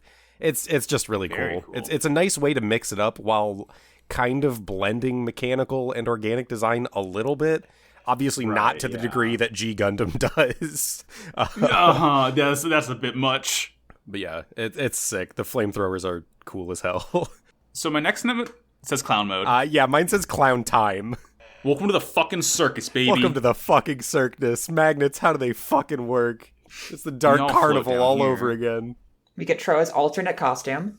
Yeah, this is fucking... Oh, God, this really is his alternate costume. If you get to the end of his Smash Bros. Palette, he changes to this. The ringleader's like, "You're on, kid!" And he walks up and... Like, he's wearing, like, from the neck down, it's, like, kind of what you'd expect. This basic clown outfit. But he is wearing, like, a fucking half clown mask covering the right side of his head. Mm-hmm. Which is really funny because his hair already does that. Yep. Yeah. It changes nothing. But it changes nothing. You can see no less with that mask on. But regardless... a big red smile and blue star eyes. He's got this, like, checkerboard shirt on. These hilarious, like, lime green, neon green pants. And these, like, bright red clown shoes. Which, the only reason that I specifically point out the shoes in general is because there's a scene after this where he's sitting down and there's no shading on them. So they just look like big red blobs. It's hilarious. Anyways, he is out and he is part of Catherine's act, and Catherine is not only an acrobat, like I believe we saw the first time we saw her. She was like up on the high wire or something. She walks out with a bunch of daggers. Yeah, Catherine Bloom, the knife throwing star of the circus. As if it wasn't enough to have Troa in clown mode, he's also crucified to this like wooden board. Yeah. Oopsie. This is I said this in Discord. This is meaningful in some deep way. Couldn't fucking tell you how. I just know that it is. They call him gotta Qua be, but because it's he'd be T-posing. So Catherine's yeeting knives at Troa, and I'm yeeting knives at Jared. It's going smoothly. Like, it's going really well. She's like, Troa, stand still, and he stands still. And then she realizes he's standing way too still. Like, he is way too calm, and that actually trips her up. She like looks into his eyes, and like she's like, Troa, you want to die? Like, which She says Troa doesn't afraid of anything. yeah, but I like Our very mentally healthy child soldiers So- may He's so have normal. some Specifically- trouble. she's getting this like read from his posture, and I understand that, but the dialogue is just in Catherine's head, and Yep. it's like, Troa, you want to die? You want me to kill you? It feels like she's making a bit of a logical leap here, but sure. Yeah. And the last batch of knives she throws, it lands so close to his head that it like grazes his temple and he bleeds a little bit. Yeah. And she's like, why didn't you dodge? Yeah, and he just, this is after the performance, she goes and asks him this, and he says, I'm not paid to dodge. Yeah. Yeah. I it's crazy because Troa doesn't care at all about like the circus or the act really, based on the fact that he did not move, did not flinch, and he's, saying he's not paid to dodge.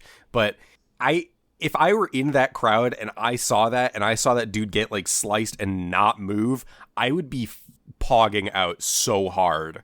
Oh, I would be 100%. like hooting and hollering, and I'd be like throwing wads of cash into the circus. Right, I would have been like, oh, they planned that. That's sick as hell. Like, there was like a blood capsule or something, and like that. I wouldn't say the clown wants to die. I would say the clown can't die. Right. The clown is too powerful. Yeah, no, that just would have been like insane to be a spectator of. Yeah. Without a Just doubt. circus epic moments. And while she's talking to him, she's like, you're like a wild animal, like a lion. And the actual lion in the cage growls at her. And she's like, okay, maybe not like you. And then, it's very cute. and then we get another moment where women in the show are telling someone else to smile more. Yeah. There are two separate instances where Catherine's like, I think it'd be a lot cuter if you smiled. And then, like, as she's walking away after apologizing, she's like, let's see that smile, Troa. Like, let's put a smile on that face. Do you get it? oh my god. It's meaningful. And of course he's blowing her out because he has a boyfriend. Exactly. We cut back to the party. At the This school. seems normal. Yeah, it's really fine. Hiro and Relina are dancing. And it seems like to everyone around that they're just dancing, having a good time. Relina does ask Hiro if he will still be killing her. Yeah. He just says, Yes. And Relina then like tells him that she's on his side. She's like that. Yeah, like the follow-up is actually really interesting because she's like, I understand why you're fighting, and like says that she wants to fight with him and like be on his side. Yeah, exactly. Also, that all kind of gets undercut by this moment where you realize that Hiro is in his school uniform, and so is Relina, and they're at a dance where other people are wearing like tuxedos and dresses, and Relina's friends point this out to us, where they're like, oh, it's too bad her dress wasn't ready, which would be her blue dress from the other occasion, her birthday. And one of them is like, it's okay, just imagine it. She's wearing her dress right now. So her fucking Stan posse like actualizes her wearing a dress for this dreamy, blurry light scene of her and Hiro talking to each other. Her private school girl boss friends manifest it into the world. Exactly. It is powerful. genuinely a cute scene, like, to be fair. I like Gundam Wing so far. It's a good dress, I'll too. fucking say Like, it. Yeah. As all of this is happening, an Oz suit carrier shows up, and Hiro sees it, and he assumes he's been found out. He actually doesn't know the situation, which is like really good. Like, the character misunderstands the situation writing. So he dips to go get in the Wing Gundam. We get a few Ares that are being deployed from this dropship, and Hiro immediately, he's already in his Gundam, shoots him down. We do see some flight-type Leos, because yes, there's 3 kinds of Leos.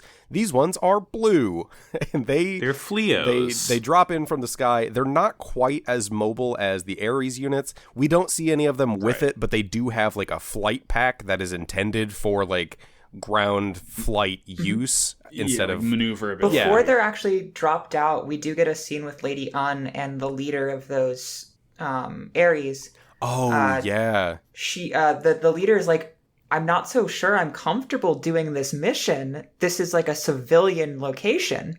Yeah. And Lady Un says, don't worry about it. I need a leader. It's going to be labeled as a terrorist attack against the Alliance. Go do your job. Mm-hmm. Yeah, it seems like Lady Une is like at like so far as the Oz people go, maybe the most like mask off evil, who is like completely fine. I mean, I know Trace is like the one kind of pulling the strings here, but like Lady Une is like she's ready to go. With like she is ready to kill as many people as she possibly can because she knows she can cover it up. Like it's like kind of haunting. I don't want to spoil anything, so I will be vague about this, but I will say Lady Un's character gets done very dirty in a very disrespectful way to real people. You mean she's a woman in a Gundam series? Yeah, sure. Exactly, like very much that vibe. But like this is like, oh my god, I can't believe they do what they do, and I'll shut up there. But oh my god. We're going to have to do #justice for Une. Kind of, but she's still very much more of a war criminal than Fa is. Yeah, I mean, look, we've established, I don't care if a character's war criminal Gundam. I'll still stand them no matter what. I see. There's a moment where the Ares are being deployed where you can actually kind of see... Up until this point, I don't think we've seen an Ares leg units. They have these like short little stubby things that are basically vents to help them fly and maneuver. They do have legs in there. Fun fact, I don't know how often we see them, but they basically are just like fold out legs that prop up. Right. Yeah, you know, and they're not Leo legs either. Right. And in fact, the Ares, like, so you can tell the Ares is based on the Leo only because of the forearms. Mm-hmm. And you can tell that the head still uses the big square sensor, but it is just covered in the helmet and the mouthpiece that makes it look like a fighter pilot. Yeah, it looks like a fighter pilot. Helmet. Yeah. But its legs are like much more slender than the Leo's because really it doesn't really need to be. It doesn't need to be standing up. Mm-hmm. Like it can stand, but it's not meant to run around like a Leo can. So you don't need to have like more reinforced legs. Because again, if your legs get shot off, whatever, you still have a billion jets on you. You're good. The legs are essentially just landing gear.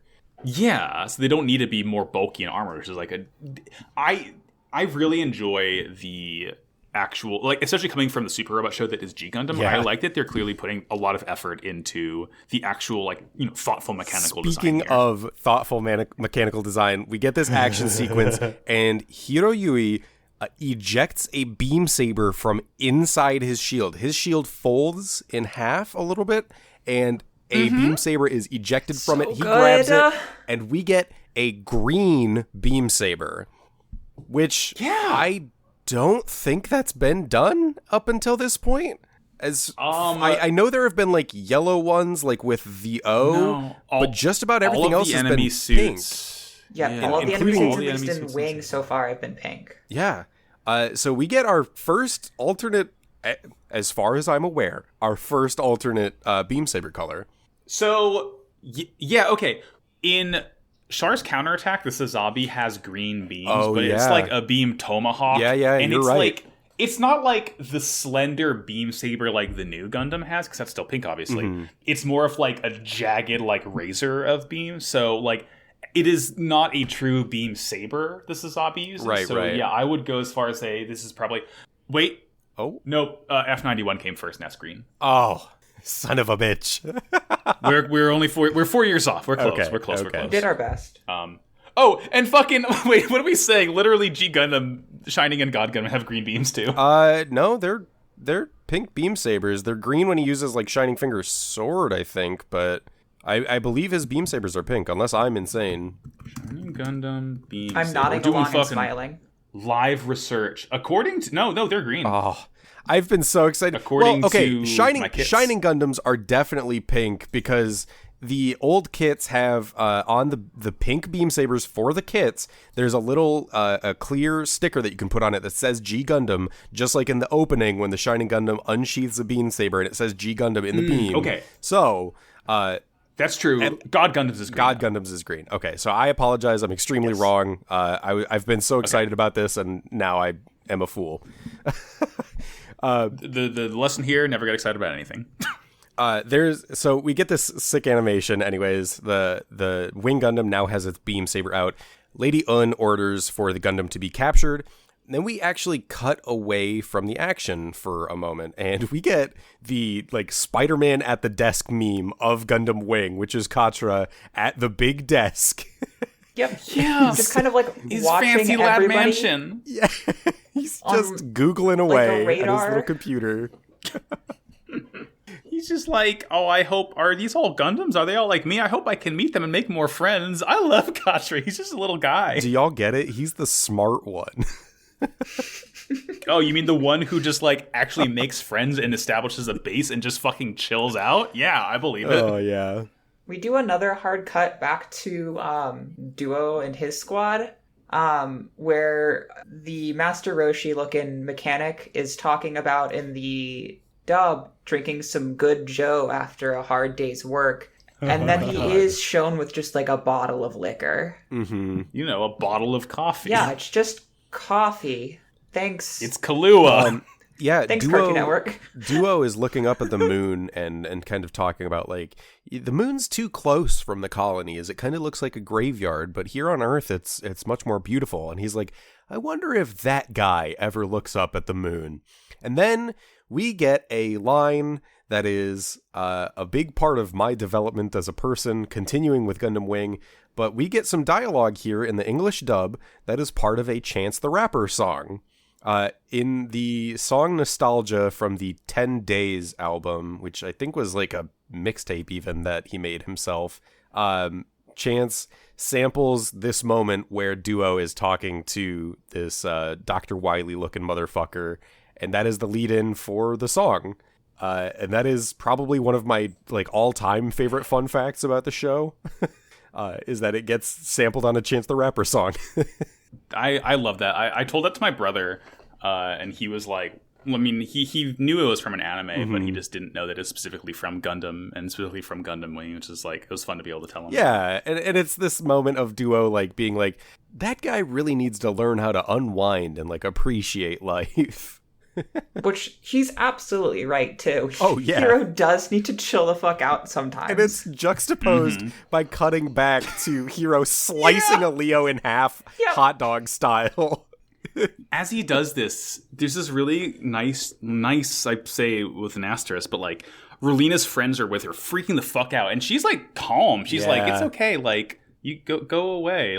She hasn't really figured out that it's Hiro in the Wing yet, but she she can get a feeling for now, and she just kind of tells her to run away and they'll be safe. At this point, Hiro notices that Relina's there and just kind of stares at her with his back to the battlefield. Yeah. And he gets shot in the back in the wing. Or, Hiro doesn't. The wing gets blasted with a beam.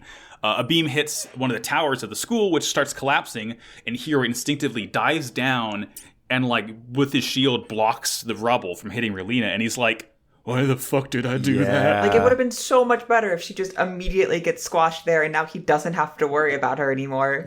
But it's the first of Relina's plot armor when it comes to Hiro. Yeah. Mm-hmm. As long as Hiro's around, she can't die because Hiro will save her. Exactly. Hiro just takes shot after shot in the back. He's petrified. Yeah, he's just frozen, trying to figure out why the hell he just did this. And Ares is sneaking up on him as he just screams and turns and punches it in the face with his shield arm. Oh my god, yeah, I love that. He busts the Ares face with the tip of his shield, and there's this really cool close up of the eye sensor in the Ares being busted out. Yeah. It's this really detailed little animation of it as it kind of gets sent flying. And I can't remember if it's before or after that, but Lady Un realizes that Hiro is protecting Relina, which she kind of surmises that, like, Relina might know the pilot, and if that's the case, things could get very bad very fast. This is when Trey's radios her and says, "Hey, girl, get the fuck out of there." Yeah, we're done here. Gotta go. And from there, we get Trey's side of things, where he was on the phone with Noin, who put in a word for Zex to get Trey's to stop the attack. This action is important. This action will have consequences. Yeah, like, this follows the point earlier where she asks how he's doing and, like, are you still worried? And this is kind of like her putting in a favor for Zex to save Relina from ostensibly the attack without that was him called. knowing too. Yeah, that's what it seems like. Definitely without him knowing. And Trey's speculates just kind of vaguely and says some very general shit. But as he's kind of pontificating to himself, he opens a window in his rich evil guy mansion, and there are two birds that fly back to him birds. And land on his fingers. Then we go back to Relina. Oh, wait, hold on. Oh. Did the dub not get the line that he says here? We might have. I know there's a line that says Zex does have a blood relative. Is that the one? Okay, yes. Yeah. I was about to lose my mind if the dub didn't note that. We definitely had it. I forgot to write it down. My bad. Okay, yeah. So essentially, Trey's knows that Relina is Zex's sister. Or I'm assuming sister. Maybe they're fucking cousins. But like the point is, related. They have the same and last then he name. says like, "Stop having so many secrets" or some shit. Yeah. I mean, he's a Char character. That is not That's possible. That's what he does. Trey's, I gotta let you know, buddy. Right. The boy is secrets.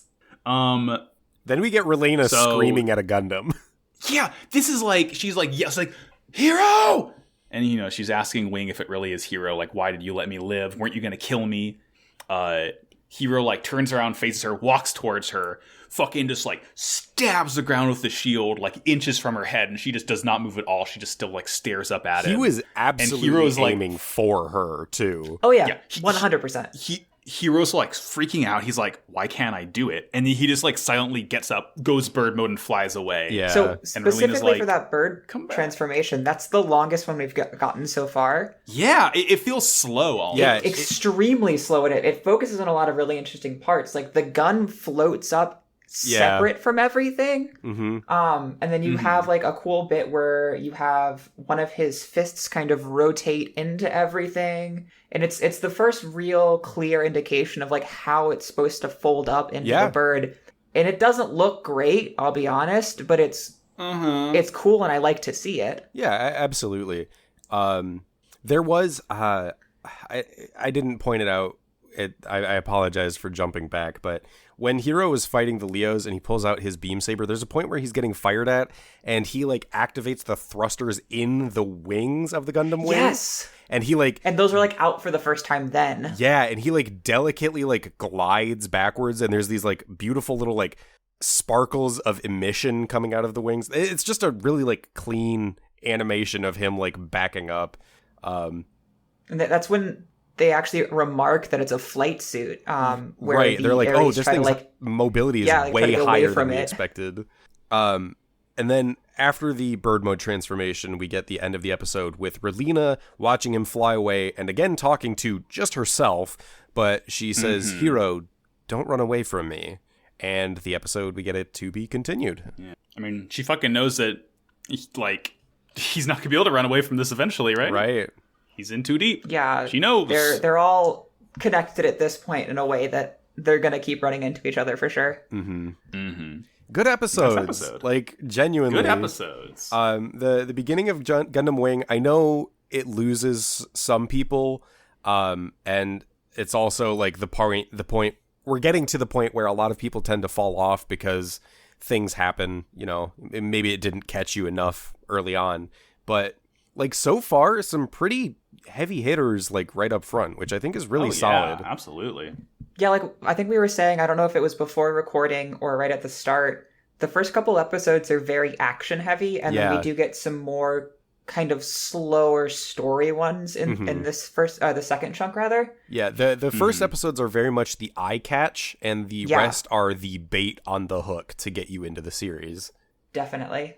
And I like that order. So you got to have all these cool boys and their cool machines blowing everything up for you to sit and listen to the yet another military meeting where people are using resources. Yeah, right. God. Before we get too far ahead, I do want to bring up a small segment. I don't have anything super dedicated for it, but I've been joking about it, and I would like to at least bring it up here. So there is, in the introduction of the show, in the narration at the beginning of each episode, the mention of Operation Meteor, which is the 5 Gundams being sent to Earth disguised as shooting stars. And I would like to propose a segment called Operation Meteor, which is for any time Operation Meteor gets mentioned, you do a set of 10 push-ups and 10 sit-ups. And I have been trying to pay attention and keep a running counter of when this happens.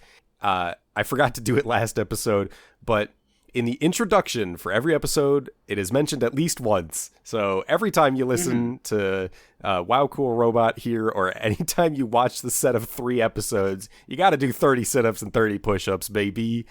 I did note that I think Zex and Noin mention it once. I think they might have mentioned it in episode 4, like in when they're episode at 4, Lake Victoria. In the coalition meeting before Okay. Oh, when Darlene's getting kicked out of it? The whole room. Okay. They do mention, like, we don't even know what Operation Meteor is. Okay. Right. So, like, 4 or 5 roughly between these episodes, which is, like, pretty nice. And then I kind of want to backtrack to specifically the first episode where it's not mentioned entirely by name. It's mentioned as Operation M by Colonel Zax. Still counts. Which does not count. I thought it does count. No, I'll say... if they say Operation M, do 5. Yeah, do half a rep. I'm down. And then, like 2 minutes later, Vice Minister Dorlian says Operation Meteor right next to Relina. I don't think it's said in episode 2 or 3, but yeah, just keep that in mind. So, final count for this episode, I'm gonna say 4, just to round it nicely. Sure. And I will try to keep track of that as the series progresses. Works Hell yes. for me. We're gonna be fucking swole as hell by the time we finish this. Absolutely. Good. Well, I do have a segment as well. We're gonna begin the tradition of doing a Beyond Toon World. Most weeks we do this show, because a lot of voice actors, we have both a sub and a dub cast to talk about. You're going to love this. Trust me. Beyond Toon World! For this first Beyond Toon World we're going to do for Wing, I want to talk about the voice actor of Hiro Yui in Japan, Hikaru Midorikawa. Born May 2nd, 1968. He's from Odawara, Tochigi, Japan, obviously. And he's been in the game for quite some fucking time. He's been active since 1988. His very first role was Murai from Bebop High School. Never really heard of that. But regardless, I have a sort of chronological list of all the stuff he's been in. So one of his biggest prolific roles was one of his very first 1989 Dragon Ball. Well, I guess he didn't really start until Z. But regardless, throughout Dragon Ball, from the beginning until now, he's been Android 16 and Peacon. Hell yeah. I love Android 16 so much. Go on. That is... Let it go. That is absolutely a son and boy right there. I have an Android 16 shirt from Fighters. It's a shirt by Lythero, and it's him doing his like level 3 super where he grabs you and blows where he himself takes his hands up. off? No, it's it's the one where he blows himself up, and it just says "for the birds" on it. Fuck yes, like that's so kind good. of mimicking his final speech to Gohan. That's whips. so good. Who else has he done? 16 rules. Yeah. Oh gosh. 1992, Legend of the Galactic Heroes: Golden Wings. I think it's just a movie. He was Reinhard von Lohengramm. Sarah McCostumes can fucking tell you more about that, I guess, because she just started watching that show. In 1993, Sailor Moon R, he was Ale, which is like one of the two twins from like the first half of that season. Not twins, they were dating. I don't know why I said twins, because it's exactly the same. It's like a boy and a girl. In the Sailor Moon R movie, Promise of the Rose, he was Fiore. He actually was in G Gundam as like the parade announcer in Hong Kong, and security guard B he's credited as. Starting in 1995 in Slayers, for every piece of Slayers media from then on, he was Zelgudis Greywords, which I watched a little bit of Slayers when I was a kid. He's just like, he's a gray guy with gray hair and looks like, I don't know, looks kind of badass, I guess. Obviously, 95, he was Hero in Gundam Wing. I'll leave the biggest roles for last. 1997, Revolutionary Girl Utena, he was Soji Mikage. 1998, Outlaw Star, he was Toby Guerra.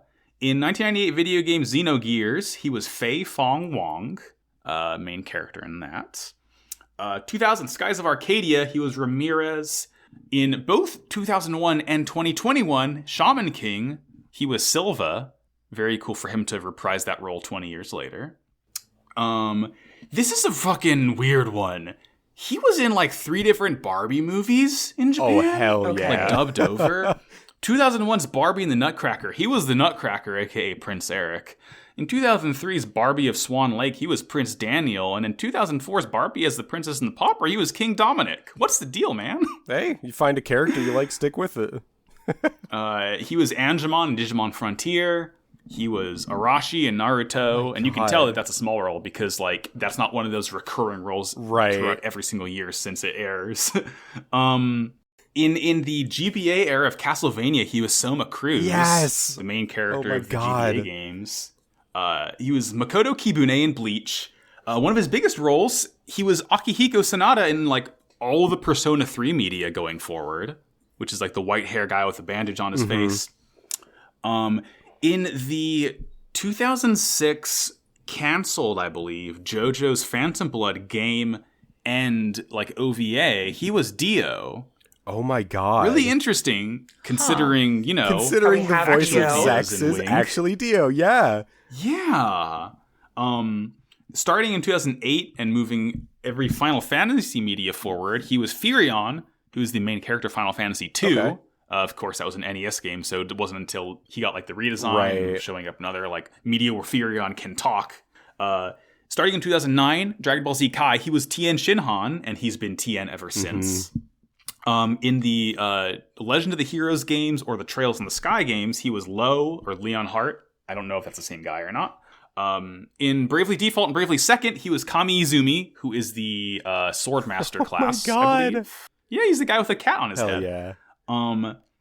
Let's see. In One Punch Man, he was Garo, who is like this spiky gray hair guy. I don't remember this guy. I don't know if he was in season 1 or not. He's in like an S-class series, S-class hero, I believe. Okay, yeah, he's one of those fuckers. In 2018's SSSS Gridman, he was Gridman, you know, the big guy. In My Hero Academia, he's Best Genus. He's Best fucking Genus, huh? You know, Best Genus, my friend. And his 2 biggest roles. Starting in 1996 with the Fire Emblem anime, he's Marth. He's fucking Marth. Fun. You know how in Smash Bros, up until Ultimate, Marth had Japanese voice lines? You've been hearing Hiro Yui this whole time. That's so back sick. In Melee and Brawl. I didn't know that until just now. That's so sick. Most importantly, what caused me to lose my fucking shit when I was researching this... A little anime you might have heard of called Yu-Gi-Oh! 1998, the Toei Season 0 anime. He's fucking Kaiba! He's fucking Seto Kaiba, huh? He's the shitty green hair murder Kaiba from Season 0. Oh, that whips ass. Obviously, in Duel Monsters and moving forward, it was Kenjiro Suda who was Kaiba's voice actor, but in the original Yu-Gi-Oh! Anime, it was Hiro Yui as Kaiba. That's so sick. That's really, really fucking cool. I had to take a moment when I learned. Yeah. So, thank you for your service, Hikaru Midorikawa. What an illustrious career. I think he's ranked like 70th on my anime list, which is like pretty good. You know when someone's that high, they got a lot of roles. Yeah. So, and this is like a small portion of his roles. Like he's done a lot of stuff. I only picked the things that are like pretty recognizable animes and games. He's done a ton. From behind the voice actors, he's credited with 357 roles from 311 titles. Goodness. That's a lot. Yeah, I mean, hey, he's been active since 1988. Yeah, so fair that's enough. like almost over 30 years. Pretty good. Oh my gosh. So that's our actor for today. Next week, maybe we'll have a dub character. Who knows? Maybe we'll do Dub Hero next week to kind of keep the it's like symmetry. It rhymes. We can make that happen. But that'll do it for us. What a wonderful time this was. I am, again, as much as it pains me to say, much as it probably pains Audrey for me to say, I'm enjoying Gundam Wing so far. As much as it pains just about anyone in the Discord for you to say, I'm sure. I love to see it. We so. love it. I love it. Well, now's the time to do plugs. Absolutely. When you like to go first? I can go first. Sure. My name is Jared. I typically go by J nowadays. You can find me on Twitter at PagliacciProtoJ. That's my funny clown robot joke. Do you get it? I don't tweet much, so I guess give me a follow if you really want to see me tweet stupid stuff like Chips Ahoy for apes. Call that Chimps Ahoy. That's pretty good. Like that is like the cream of the crop, and I don't tweet that all the time. So if you want to interact with me more in some way, shape, or form, just check out the Wow Cool Robot Discord. I'm on there also as Pagliacci Proto J. I've been Julia. You can find me at The Crown Jewels with 2 underscores at the end. Most of the time on Twitter, I'm reply girling, so hang out if you want. Hell yeah. And I'm Max. You can go to Maxi Bajillion on Twitter to find me. In addition to this show, I have 2 other podcasts. One called Pot of Greed, which is on Twitter at Pot of Greedcast. We're talking about Yu-Gi-Oh! We're talking about GX. One of the most batshit insane sets of episodes yet, which I say literally every week, which is a testament to how good GX is. It just and keeps my other happening. show, Slappers Only. It just fucking it never ends. Never ends with that show. Slappers Only is a video game music show on podcast I do. SlappersOnlyPod.com or SlappersOnlyPod on Twitter. I just posted when this episode goes up, the Ace Combat episode will have been out for a week, and we will be recording soonish. Actually, we might have already recorded it by the time this episode goes live, but our next episode is on Ghost of Tsushima, which is going to be an interesting thing because I don't remember a single fucking music track from that game. So it's going to be kind of hard mode slappers. The Ace Combat episode, first of all, is very good. I recommend it personally, having listened to it I today. forgot that I uploaded it on 9/11. Didn't bother me. I promise it's fine. And I'm personally looking forward to the Ghost of Tsushima episode so much. Yeah, I know that you loved that game, just like I love the game. But it's not like it's. I know that there's music in the game. No, I don't remember it though. Having recently played through the DLC and replaying the story itself, there have been moments where I've found myself just kind of like running around, and there will be music, and I'm like, "There's music in this game." It's I just will like say- there in the background, so I'm interested to see how y'all cover that. Yeah. I will say though, I don't think I'll talk about the DLC much because Jordan hasn't played it. But the music that plays when you fight the eagle, that's a Oh fucking my banger. god, yes. It's so good. Julie, I'll post it for you Okay. so you can hear it. This show is on Twitter, Wow Cool Podcast. Come hang out in Discord. Links are in every episode description and the Twitter header. Like Jay said, it's a cool place to hang out. All of us are active there. We'll post about Gunpla. God, I'm excited to get my Gunpla soon. I think I get like 4 kits this Yeah, month. hell yeah. Hell yeah. Including that real grade high new that has Yes. like almost 500 Oh my god, pieces. I'm so excited. Holy shit, I am vibrating. Come Oh my hang God. out in the Discord. There are people who are a lot better at analyzing Gundam than I am. Yeah, fucking if you talk to like Cass or Colin or ours if you Yeah. want people to be like, what if we gave this show political reads? And I'm like, I'm baby. I want to talk I about was reading how- through one of the conversations they were having earlier, and I'm like, I've seen this show, and I'm like, this is too smart for me. Yeah, no, they're Wait, is that what it's about? there are that's other cool. people who are more qualified to analyze the show. I am absolutely here to point at it and literally just say, wow. Yep. Yeah, we're all here to tap the sign in Yeah. unison. Also, thank you to Matt GameCube for running Noisepace.xyz, the podcast network that we are a part of. You can check this out and many, many other shows. It's always a fun time. A lot of stuff to listen to there. And finally, Julia, I have a question for you. Oh, yes. What's that robot of the week? Oh, you know it's the wing. Hell yeah. Okay, Gundam We're just going to keep Which is referencing your ones favorite? from this show. So, I know there's 4 different wings. There's like the wing, there's like the manga version of the wing, there's the upgrade it gets, there's the Endless Waltz version. I think there's another one after that. Which is your favorite? Well, okay, first of all, The wing from the end of Gundam Wing and the wing from Endless Waltz are the same wing. Yep. Oh, lest I forget, they just look different because they wanted to have fun. Yeah, basically.